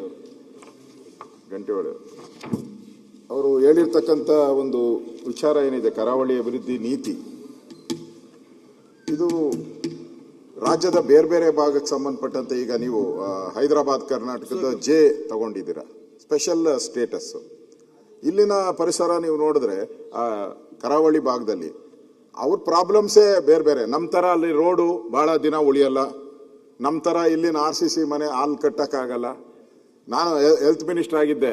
ಇಲ್ಲಿನ ಕಾಯಿಲೆಗಳೇ ಬೇರೆ, ಅಲ್ಲಿನ ಕಾಯಿಲೆಗಳೇ ಬೇರೆ, ಅಲ್ಲಿನ ಔಷಧಿಗಳು ಕೊಡುವಂಥದ್ದೇ ನಾವು ಬೇರೆ ವ್ಯವಸ್ಥೆಗಳನ್ನು ನಾವು ಮಾಡ್ತಾ ಇದ್ರಿ. ಅಲ್ಲಿ ನಮ್ದು ಬೆಂಗಳೂರು ಬಿಟ್ಟರೆ ಮಂಗಳೂರು ಭಾಳ ಡೆವಲಪ್ಮೆಂಟ್ ಆಗ್ತಾ ಇರೋದು. ನಮಗೆಲ್ಲ ಆದಾಯನೂ ಕೂಡ ಬೆಂಗಳೂರು ಬಿಟ್ಟರೆ ಮಂಗಳೂರಲ್ಲೇ ಜಾಸ್ತಿ ಬರ್ತಾ ಇರೋದು. GST ಇರ್ಬೋದು, ಎಲ್ಲ ವಿಚಾರದಲ್ಲೂ ವಿದ್ಯಾಭ್ಯಾಸದಲ್ಲೂ ನಂಬರ್ 1 ಇದ್ದಾರೆ.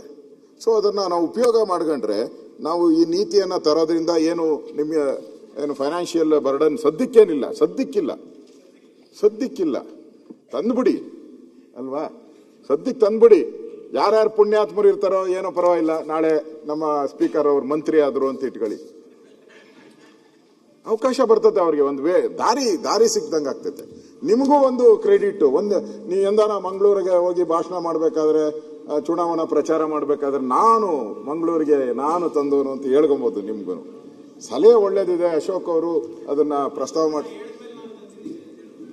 ಅಲ್ಲ ಹಂಗೇಳಲ್ಲ ಬಿಡಿ, ನೀವು ನಮ್ಮ ವಿರುದ್ಧ ಹೇಳೋದಲ್ಲಿ ವಿಚಾರ ಒಳ್ಳೇದಿದೆ ಅಧ್ಯಕ್ಷರೇ, ಡಿಫ್ರೆಂಟ್ ಆಗಿದೆ ನೀತಿ ತರುವಂತದ್ದು ಒಳ್ಳೇದು. ನಾನು ಕೂಡ ನಮ್ಮ ಶಾಸಕರು ಹೇಳ್ದಂಗೆ ಅದಕ್ಕೆ ಅಭಿಪ್ರಾಯ. ನನಗಿಂತ ನಿಮಗೆ ಚಂದಾಗಿ ಪ್ರಾಬ್ಲಮ್ಸ್ ಗೊತ್ತಿದೆ, ಅಲ್ಲೇ ಹುಟ್ಟಿ ಬೆಳೆದಿರೋದು. ನೀವು ಇದಕ್ಕೇನ ಸ್ವಲ್ಪ ಮಾತಾಡಿದ್ರೆ ಇಮಿಡಿಯೇಟ್ ಆಗಿ ಅವ್ರು ನೋಡಿ ತಲೆ ಅಳ್ಳಾಡ್ಸ್ರು ಓಕೆ ಅಂತ ಹೇಳ್ತಾ ಇದ್ದಾರೆ. ನೀವು ಹೇಳಿ ಓಕೆ ಆದ್ರೆ ಒಳ್ಳೇದು. ಈಗ ಬೇರೆ ಬೇರೆ ಪಾಲಿಸಿಗಳೆಲ್ಲ ಆಗಲೇ ಇದೆ. ಆದರೆ ಈ ಲೀಪ್ ಪ್ರೋಗ್ರಾಮ್ನಲ್ಲಿ ಅದು ಜವಾಬ್ದಾರಿ ಮುಖ್ಯಮಂತ್ರಿಗಳು ನನಗೆ ಕೊಟ್ಟಿದ್ದಾರೆ. ತಾವು ಬನ್ನಿ, ಅದನ್ನ ಪ್ರಾಮಾಣಿಕ ಪ್ರಯತ್ನ ನಾವು ಮಾಡ್ತೀವಿ. ಯಾಕಂದ್ರೆ ಅಲ್ಟಿಮೇಟ್ಲಿ ನಾವೇನು ಇದು ಉದ್ದೇಶ ಏನು ಅಧ್ಯಕ್ಷರೇ, ಪ್ರತಿ ಡಿಸ್ಟ್ರಿಕ್ಟ್ದು GDP ಯಾವ ರೀತಿ ನಾವು ಹೆಚ್ಚುಗೊಳಿಸ್ಬೋದು ಅಂತ ಇದೆ. ಸೊ ಅದರಲ್ಲಿ ಕರಾವಳಿ ಇಸ್ ಆಲ್ಸೋ ವೆರಿ ಇಂಪಾರ್ಟೆಂಟ್.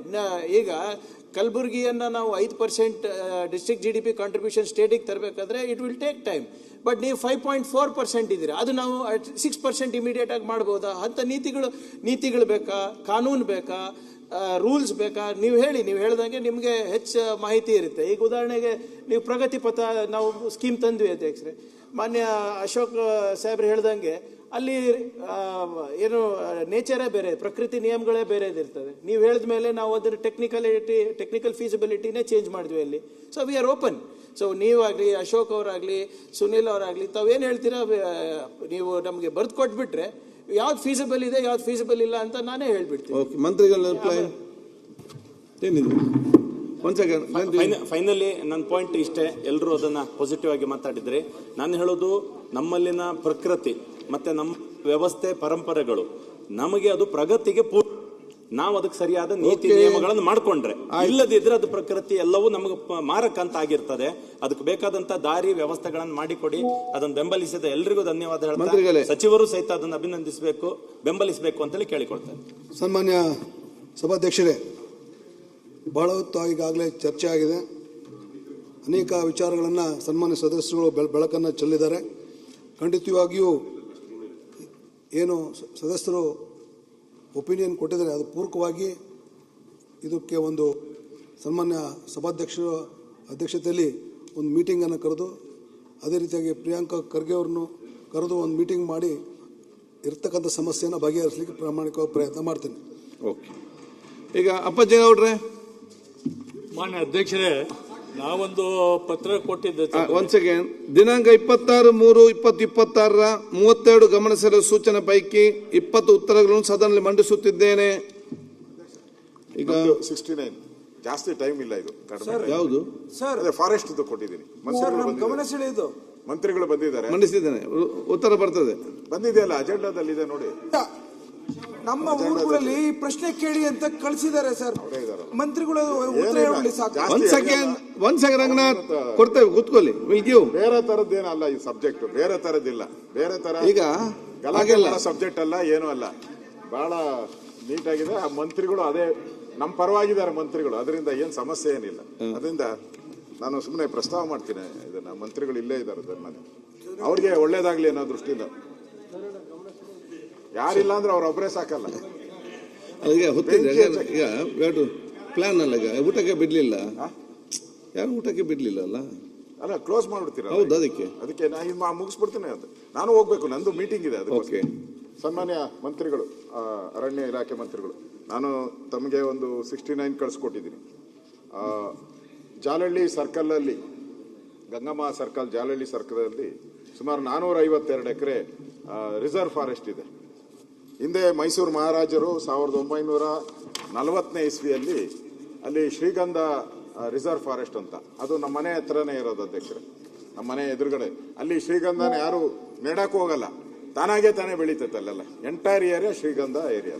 ಅದನ್ನು ಮೈಸೂರು ಮಹಾರಾಜರು ಗುರ್ತು ಮಾಡಿ ಈ 452 ಎಕರೆನ ಒಂದು ಫಾರೆಸ್ಟ್ ಅಂತ ಘೋಷಣೆ ಮಾಡಿದ್ರು 1940ಯಲ್ಲಿ. ಗೆಜೆಟ್ಟು ಆಯಿತು. ಅದಾದ್ಮೇಲೆ ಏನಾಯ್ತು, ಹಿಂದೆ ಜನತಾದಳ ಸರ್ಕಾರ ಇದ್ದಾಗ ರಾಮಕೃಷ್ಣ ಹೆಗಡೆ ಅವ್ರಿಗೆ ಗೊತ್ತಿಲ್ಲ ಪಾಪ, ರೆವಿನ್ಯೂ ಇದರಲ್ಲಿ ಇದನ್ನ ರೆವಿನ್ಯೂ ಇಲಾಖೆ ಜಮೀನು ಅಂತ ತೋರಿಸ್ಕೊಂಡ್ಬಿಟ್ಟಿದ್ರು. ಅದನ್ನೇನ್ ಮಾಡಿದ್ದಾರೆ, ಏರ್ಫೋರ್ಸ್ಗೆ ಕೊಟ್ಟಿದ್ದಾರೆ, ದುಡ್ಡು ಕಟ್ಟಿ ಅಂತ ಹೇಳಿದ್ದಾರೆ. ಅವರು ದುಡ್ಡು ಕಟ್ಟಿಲ್ಲ ಏರ್ಫೋರ್ಸ್ ಅವರು.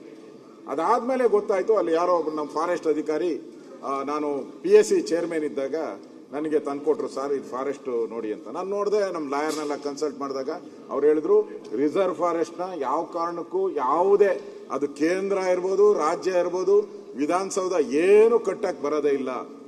ಅಷ್ಟು ಕೋರ್ಟ್ ಆರ್ಡರ್ಗಳಿದೆ. ಸುಪ್ರೀಂ ಕೋರ್ಟ್ ಆರ್ಡರ್ ಪದೇ ಪದೇ ವಾರ್ನ್ ಮಾಡಿದ್ದಾರೆ. ನಮ್ದು ಕೂಡ ಪರಿಸರ ಹಾಳಾಗ್ತಾ ಇದೆ, ನಮ್ದು 30% ಕೆಳಗಡೆ ಇದ್ದೀರಿ ನಾವು ಫಾರೆಸ್ಟ್ ಇದ್ರಲ್ಲಿ.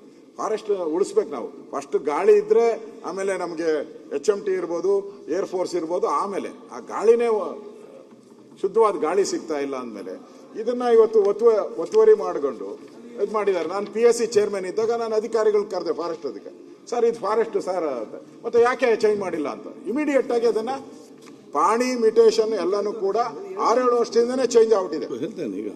ಪಾಣಿ ಮಿಟೇಷನ್ ಎಲ್ಲ ಎವ್ರಿಥಿಂಗ್ ಫಾರೆಸ್ಟ್ ಇದರಲ್ಲಿ. ಮೊನ್ನೆ ಅವರು ಒಂದು, ನಾವೆಲ್ಲ ಸಣ್ಣ ಹುಡುಗರಿದ್ದಾಗ ನಾವು ನಡ್ಕೊಂಡು ಹೋಗ್ತಾ ಇದ್ರಿ ಯಲಹಂಕಕ್ಕೆ, ರೋಡ್ ಇತ್ತು, ಆ ರೋಡನ್ನು ಮುಚ್ಚಿಬಿಟ್ಟಿದ್ದಾರೆ ಮೊನ್ನೆ. ಕೇಳಿದ್ರೆ ನಾವು ಇದು ಏರ್ ಫೋರ್ಸ್ ನಮ್ದು ಅಂತ ಹೇಳ್ತಾ ಇದ್ರು. ಅಂದ್ರೆ ನ್ಯಾಚುರಲ್ ಬಂಡಿ ಜಾಡಿತ್ತಲ್ಲ, ಅದನ್ನು ಕೂಡ ಕೋರ್ಟ್ ಆರ್ಡರ್ ತಂದು ಅದನ್ನು ಮುಚ್ಚಿಬಿಟ್ಟಿದ್ರು. ನಮ್ಗೆ ಬೇರೆ ದಾರಿ. ಮತ್ತೆ ಮಾತಾಡ್ತಿದ್ರೆ ಅವರೆಲ್ಲರೂ ಕೂಡ ಈಗ ಗಂಗಮ್ಮ ಸರ್ಕಲ್ ಇದೆ, ಅಲ್ಲಿ ಫ್ಲೈಓವರ್ ಮಾಡಬೇಕು, ಅಂಡರ್ ಪಾಸ್ ಮಾಡಬೇಕು, ಬಿಡ್ತಾನೆ ಇಲ್ಲ ಅವರು. ಡೆವಲಪ್ಮೆಂಟ್ಗೂ ಬಿಡ್ತಾ ಇಲ್ಲ. ನಮಗೆ ಗೊತ್ತಿರೋ ಪ್ರಕಾರ ಬೆಂಗಳೂರಲ್ಲಿ ಅಧ್ಯಕ್ಷರೇ, ಬೆಂಗಳೂರಲ್ಲಿ ಈ ಮಿಲಿಟರಿ ಅಂದ್ರೆ ಏರ್ ಫೋರ್ಸ್ ಇವೆಲ್ಲ ಕಾರ್ಪೊರೇಷನ್ಗಂತೂ ತೊಂದರೆ ಕೊಡ್ತಾರೆ. ಅಂದ್ರೆ ಅದು ಒಂದು ಫ್ಲೈಓವರ್ ಮಾಡಕ್ ಬಿಡಲ್ಲ, ಒಂದು ಅಂಡರ್ ಪಾಸ್ ಬಿಡಲ್ಲ, ಒಂದು ರೋಡ್ ವೈಡನಿಂಗ್ ಮಾಡಕ್ ಬಿಡಲ್ಲ. ಜಮೀನ್ ಮಾತ್ರ ನಾವು ಕೊಡ್ತಾ ಇರ್ಬೇಕು ಅವ್ರಿಗೆ, ಕೇಳಿದಷ್ಟು ಜಮೀನೆಲ್ಲ ಕೊಡ್ತಾ ಇರ್ಬೇಕು. ಅಷ್ಟು ಜಮೀನ್ ಕೊಟ್ರು ಕೂಡ ಅವರಿಂದ ಮತ್ತೆ ನಾವು ವಾಪಸ್ ತಗೊಂಡು, ಮೊನ್ನೆ ಹೇಳಿದ್ರಲ್ಲ ಲ್ಯಾಂಡ್ ಗ್ರಾಂಟ್ ಕೊಟ್ಬಿಟ್ಟು ವಾಪಸ್, ಆ ಸ್ಥಿತಿ ಇವತ್ತು ಇದ್ರ. ಅದಕ್ಕೆ ಯಾವುದೇ ಕಾರಣಕ್ಕೂ ಈ ಜಮೀನನ್ನ ದಯವಿಟ್ಟು ಪರಭಾರೆ ಮಾಡಬೇಡಿ. ಈಗಾಗಲೇ HMT ಬಗ್ಗೆ ಮಾತಾಡ್ತಾ ಇದ್ದೀರಾ, ಅದು ಕೇಂದ್ರ ಸರ್ಕಾರದೇ. ನೀವು ಪ್ರೆಸ್ ಮೀಟ್ ಮಾಡಿ ಎಲ್ಲ ಮಾಡಿದ್ದೀರಾ. ಇಲ್ಲಿ ಕನ್ಸ್ಟ್ರಕ್ಷನ್ ನಡೀತಾ ಇದೆ. ಡೆವಲಪ್ಮೆಂಟ್ ಮಾಡೋಕ್ಕೆ ಕಾರ್ಪೊರೇಷನ್ಗೆ ಏನು ಆಗ್ತಾನೆ ಇಲ್ಲ. ಗಂಗಮ್ಮ ಸರ್ಕಲ್ ಇದರಲ್ಲಿ ಓಡಾಡಕ್ಕೂ ಬಿಡ್ತಾ ಇಲ್ಲ, ಗನ್ ಹಿಡ್ಕೊಂತಾರೆ ಒಂದೊಂದ್ಸರಿ ಬಂದ್ಬಿಟ್ಟು. ನಾವೆಲ್ಲ ಸಣ್ಣ ವಯಸ್ಸಲ್ಲಿ ದಿನ ಇವತ್ತಿಗೂ ನಾನು ಹೋಗ್ತಾ ಇದ್ದೀನಿ, ಆ ರೋಡಲ್ಲೇ ಓಡಾಡ್ತೀನಿ, ನಾನು ಆ ರೋಡಲ್ಲೇ ಓಡಾಡೋದು. ಪ್ರತಿನಿತ್ಯ ಕಾಟ ನಮಗೆ. ಅವ್ರ ಹತ್ರ ನಾವು ನಿಲ್ಲಿಸ್ಬೇಕು, ಮಾತಾಡಬೇಕು, ಏನೂ ಇರಲಿಲ್ಲ ಮೊದಲೆಲ್ಲ. ಈಗ ಒಂದು 5 ವರ್ಷದಿಂದ ಶುರು ಮಾಡಿಬಿಟ್ಟಿದ್ದಾರೆಲ್ಲ. ಅದರಿಂದ ಇದು ಫಾರೆಸ್ಟ್ ಲ್ಯಾಂಡಾ ಅಲ್ವಾ? ಫಾರೆಸ್ಟ್ ಲ್ಯಾಂಡ್ ಆಗಿದ್ರೆ ನೀವು ಯಾವಾಗ ಅದನ್ನ ತಗೊಳ್ತೀರಾ? ಇಲ್ಲಿಗಲ್ಲಾಗ ಅವ್ರು ಇದ್ದಾರೆ, ಅದನ್ನು ಯಾವಾಗ ಅವ್ರನ್ನ ತೆರವು ಮಾಡಿಸ್ತೀರಾ? ಇಷ್ಟನ್ನು ಕೂಡ ಒಂದು ಪ್ರಶ್ನೆಯನ್ನ ನಾನು ತಮ್ಮ ಹತ್ರ ಹೇಳ್ತಾ ಇದ್ದೀನಿ ಅಷ್ಟೇ. ಇನ್ನೊಂದು, ಈ ಶ್ರೀಗಂಧದ ಬಗ್ಗೆ ನೀವು ದಯವಿಟ್ಟು ಇದು 1 ನಿಮಿಷ, ಇದು ಶ್ರೀಗಂಧದ್ದು ಹರಾಜು ಬಗ್ಗೆ ತಮಿಳ್ನಾಡಲ್ಲಿ ಒಳ್ಳೆ ರೇಟ್ಸ್ ಕೊಡ್ತಾರೆ. ಅಲ್ಲಿ ನಮ್ಮ ರಾಜ್ಯದಲ್ಲಿ ಈ ಹರಾಜಿಗೆ ರೇಟ್ಸ್ ಇಲ್ಲ ನೋಡಿ. ತಮಿಳ್ನಾಡಲ್ಲಿ 22,000 ಕೊಟ್ಟರೆ ಶ್ರೀಗಂಧ ಯಾರು ಬೆಳೀತಾ ಇದಾರಲ್ಲ, ನಾವು ಎನ್ಕರೇಜ್ ಮಾಡ್ತಾ ಇದ್ದೀರಿ ಶ್ರೀಗಂಧ ಬೆಳೆಯೋಕ್ಕೆ. ನಮ್ದು ಶ್ರೀಗಂಧ ನಾಡು, ತಮಿಳ್ನಾಡಲ್ಲ, ಶ್ರೀಗಂಧದ ನಾಡು ನಮ್ದು. ನಾವೇನ್ ಮಾಡ್ತಾ ಇದ್ದೀರಿ, 7,000 ರೂಪಾಯಿ ಕೊಡ್ತೀರಿ ಬೆಳೆಯೋರ್ಗೆ. ತಮಿಳ್ನಾಡಲ್ಲಿ 22,000 ಕೊಡ್ತಾ ಇದ್ದಾರೆ. ಇದು ಸಮಸ್ಯೆ ಆಗ್ತಾ ಇದೆ. ಇದನ್ನ ಅಲ್ಲಿ ತಾರತಮ್ಯ ಆಗದೆ ತಮಿಳ್ನಾಡಲ್ಲಿ ಏನು ರೇಟ್ ಇದೆ ಅಲ್ಲಿ ಕರ್ನಾಟಕದವ್ರಿಗೂ ಕೊಡಬೇಕು. ಈ ಶ್ರೀಗಂಧ ಬೆಳೆಯುವಂಥವ್ರಿಗೆ ಪ್ರೋತ್ಸಾಹ ಕೊಡಬೇಕು. ನಾವು ಶ್ರೀಗಂಧದ ನಾಡು ಅಂತ ಹೇಳ್ತೀರಿ, ಆ ಶ್ರೀಗಂಧದ ನಾಡು ಉಳಿಬೇಕಾದ್ರೆ ನಾವು ಇನ್ನಷ್ಟು ರೈತರಿಗೆ ಎನ್ಕರೇಜ್ಮೆಂಟ್ ಕೊಡಬೇಕು. ಆ ಎನ್ಕರೇಜ್ಮೆಂಟ್ ಕೊಡೋ ದೃಷ್ಟಿಯಿಂದ ತಾವು ಕೂಡ ಈ ಒಂದು ವಿಚಾರ, ಹರಾಜು ವಿಚಾರ ಈಗ ಹರಾಜಿಗೆ ಆಗ್ತಾ ಇದಾರಂತೆ, ಹರಾಜು ಹಾಕುವಂಥ ಸಂದರ್ಭದಲ್ಲಿ ತಮಿಳ್ನಾಡು ರೈತರಿಗೆ ಎಷ್ಟು ಹಣ ಬರ್ತದೋ ನಮ್ಮ ರೈತರಿಗೂ ಅಷ್ಟೇ ಹಣ ಬರಬೇಕು. ಈ ಶ್ರೀಗಂಧ ಉದ್ಯಮ ನಮ್ಮ ರಾಜ್ಯದಲ್ಲಿ ಬೆಳವಣಿಗೆ ಆಗಬೇಕು. ಅದಕ್ಕೆ ನಿಮ್ಮ ಸಹಕಾರವನ್ನು ಕೊಡ್ತೀನಿ. ಇವೆರಡಕ್ಕೂ ತಾವು ಉತ್ತರ ಕೊಡಬೇಕು. ಸನ್ಮಾನ್ಯ ಅಧ್ಯಕ್ಷರೇ, ಮಾನ್ಯ ಪ್ರತಿಪಕ್ಷ ನಾಯಕರು ಅತ್ಯಂತ ಮಹತ್ವದಾದಂತಹ ಒಂದು ವಿಷಯವನ್ನು ಪ್ರಸ್ತಾಪ ಮಾಡಿದ್ದಾರೆ. ರಕ್ಷಣಾ ಇಲಾಖೆ ಅವರಿಗೆ ಮೀಸಲಿಟ್ಟ ಅರಣ್ಯ ಪ್ರದೇಶವನ್ನು ಅಕ್ರಮವಾಗಿ ಒತ್ತುವರಿ ಮಾಡಿಕೊಂಡಿದ್ದು, ಒತ್ತುವರಿ ತಡೆಯಲು ಸರ್ಕಾರ ಏನು ಕ್ರಮ ತಗೊಂಡಿದೆ ಅನ್ನುವಂಥದ್ರ ಬಗ್ಗೆ ಮಾತನಾಡಿದ್ದಾರೆ. ಮೈಸೂರು ಸರ್ಕಾರ ಆಗಸ್ಟ್ 10, 1932ರಂದು ಒಂದು ಅಧಿಸೂಚನೆಯನ್ನು ಹೊರಡಿಸಿ ಅಂದಿನ ಬೆಂಗಳೂರು ತಾಲೂಕು ಮತ್ತು ಜಿಲ್ಲೆ, ಪ್ರಸ್ತುತ ಯಲಹಂಕ 3 ಹೋಬಳಿ, ಯಲಹಂಕ ತಾಲೂಕು, ಬೆಂಗಳೂರು ಜಿಲ್ಲೆ ಯಲಹಂಕ ಹೋಬಳಿಯ ಜಾರಕಬಂಡೆ ಕಾವಲ್ ಗ್ರಾಮದಲ್ಲಿ 444 ಎಕರೆ 12 ಗುಂಟೆ ಪ್ರದೇಶವನ್ನು 1900 ಮೈಸೂರು ಅರಣ್ಯ ನಿಯಂತ್ರಣ ಸೆಕ್ಷನ್ 35 ನಿಬಂಧನೆಗಳ ಅಡಿಯಲ್ಲಿ ಸ್ಯಾಂಡಲ್ ರಿಸರ್ವ್ ಎಂದು ಘೋಷಿಸಲಾಗಿದೆ. ಇದು ರಕ್ಷಿತ ಅರಣ್ಯ, ಅಂದರೆ ಇದು ಮೀಸಲು ಅರಣ್ಯ ಅಂತ ಹೇಳಿ ನಾವು ಇದಕ್ಕೆ ಟ್ರೀಟ್ ಮಾಡ್ತೀವಿ. ಮೈಸೂರು ಸರ್ಕಾರವು 1878ರ ಮೈಸೂರು ಮಹಾರಾಜರ ಪ್ರದೇಶಗಳಲ್ಲಿ ಅರಣ್ಯ ಮತ್ತು ಬಂಜರು ಭೂಮಿಗಳ ಆಡಳಿತಕ್ಕಾಗಿ ನಿಯಮಗಳ 9ನೇ ವಿಧಿ ಅಡಿಯಲ್ಲಿ ತನ್ನ ಅಧಿಕಾರವನ್ನು ಚಲಾಯಿಸಿ ಬೆಂಗಳೂರು ಉತ್ತರ ತಾಲೂಕಿನಲ್ಲಿ 599 ಎಕರೆ ಪ್ರದೇಶವನ್ನು ಪಿನ್ಯ ಜಾಲಹಳ್ಳಿ ಪ್ಲಾಂಟೇಶನ್ ಎಂಬ ಹೆಸರಿನಿಂದ ಗುರುತಿಸಿತು ಮತ್ತು ಅದನ್ನು ವರ್ಗೀಕರಿಸಿ ಸದರಿ ಅರಣ್ಯ ನಿಯಮಗಳ ನಿಯಮ 1 ಅಡಿಯಲ್ಲಿ ಸರ್ಕಾರಿ ನಡುತೋಪು ದಿನಾಂಕ 29 ಮೇ 1896 ಗವರ್ಮೆಂಟ್ ಆರ್ಡರ್ ಆಗಿ ಅಧಿಸೂಚನೆ ಆಗಿದೆ. ಮೈಸೂರು ಸರ್ಕಾರ 1901 ಜನವರಿ 7ರಂದು ದಿನಾಂಕ 422ರಲ್ಲಿ ಮೈಸೂರು ಅರಣ್ಯ ನಿಯಮ ಸೆಕ್ಷನ್ 23 ನಿಬಂಧನೆಗಳ ಅಡಿಯಲ್ಲಿ ಮೇಲೆ ತಿಳಿಸಿದ ನಿಯಮದ ಅಡಿಯಲ್ಲಿ 599 ಎಕರೆ ಪೀಣ್ಯ ಜಾಲಹಳ್ಳಿ ಪ್ಲಾಂಟೇಶನ್ ಪ್ರದೇಶ ರಾಜ್ಯ ಅರಣ್ಯ ಅಂತೇಳಿ ಘೋಷಣೆ ಆಗಿದೆ. ಕರ್ನಾಟಕ ಸರ್ಕಾರದ ಆದೇಶ ಸಂಖ್ಯೆ ಅಂದರೆ 18 ಏಪ್ರಿಲ್ 1987ರ ಪ್ರಕಾರ ಈ ಜಾಲಹಳ್ಳಿ ವಾಯುಪಡೆ ನಿಲ್ದಾಣಕ್ಕೆ ಭಾರತ ಸರ್ಕಾರದ ರಕ್ಷಣಾ ಸಚಿವಾಲಯದ ಪರವಾಗಿ 520 ಎಕರೆ 18 ಗುಂಟೆ ಭೂಮಿಯನ್ನು ಕೃಷಿಯೇತರ ಉದ್ದೇಶಕ್ಕಾಗಿ ಎಕರೆಗೆ 50,000 ರೂಪಾಯಿ ಅಂತ ಫಿಕ್ಸ್ ಮಾಡಿ ಅವರಿಗೆ ನೀಡಲಾಯಿತು. ಅದರಲ್ಲಿ 452 ಎಕರೆ 4.5 ಗುಂಟೆ ಅರಣ್ಯ ಇಲಾಖೆಗೆ ಸೇರಿರುತ್ತದೆ. ಅಂದ್ರೆ ಅರಣ್ಯ ಇಲಾಖೆಗೆ ಇದರಲ್ಲಿ 452 ಎಕರೆ ಅರಣ್ಯ ಇಲಾಖೆದೇ ಇದೆ. ಪ್ರಸ್ತುತ ಜಾರಕಬಂಡೆ ಸ್ಯಾಂಡಲ್ ರಿಸರ್ವ್ನಲ್ಲಿ ಇವತ್ತು ಅವರಿಗೆ ಕೊಟ್ಟಂತದ್ದು 18 ಏಪ್ರಿಲ್ 1987ರಲ್ಲಿ 357 ಎಕರೆ 15 ಗುಂಟೆ. ಪಿಣ್ಯ ಪ್ಲಾಂಟೇಶನ್ನಲ್ಲಿ ಕೊಟ್ಟಿದ್ದಂಥದ್ದು 94 ಎಕರೆ 29.5 ಗುಂಟೆ. ಒಟ್ಟು ಅವರಿಗೆ ಐಎಫ್ಗೆ ಏರ್ಫೋರ್ಸ್ಗೆ ಕೊಟ್ಟಂಥದ್ದು 452 ಎಕರೆ 4.5 ಗುಂಟೆ. ಎಕ್ಸೆಸ್ ಇದಕ್ಕೆ ಹೊರತುಪಡಿಸಿ ಅವ್ರ ಹತ್ರ 33 ಎಕರೆ ಒಂದಿದೆ ಮತ್ತು 50 ಎಕರೆ ಪೀಣ್ಯ ಪ್ಲಾಂಟೇಶನ್ ಅಲ್ಲಿದೆ. 83 ಎಕರೆ ಎಕ್ಸೆಸ್ ಇದೆ ಅವ್ರ ಹತ್ರ. ಈ 83 ಎಕರೆಯಲ್ಲಿ ಅವರು ಮೆಟ್ರೋಗೆ ಅವ್ರು ಕೊಟ್ಟಿದ್ದಾರೆ 58 ಎಕರೆ. ನಿಜವಾಗಿ ಅದು ಅರಣ್ಯ ಭೂಮಿ. ಮೆಟ್ರೋಗೆ ಕೊಟ್ಟು ಅವ್ರ ಹಣನೂ ತಗೊಂಡಿದ್ದಾರೆ. ಆ ಹಣನೂ ಅರಣ್ಯಗೆ ಬರಬೇಕು, ಅದನ್ನೂ ಹಣ ವಾಪಸ್ ಪಡಿಬೇಕು ಅಂತೇಳಿ ನಾನು ಈಗಾಗಲೇ ನಮ್ಮ ಇಲಾಖೆ ಅಧಿಕಾರಿಗಳಿಂದ ಸೂಚನೆಯನ್ನು ಕೊಟ್ಟಿದ್ದೇನೆ.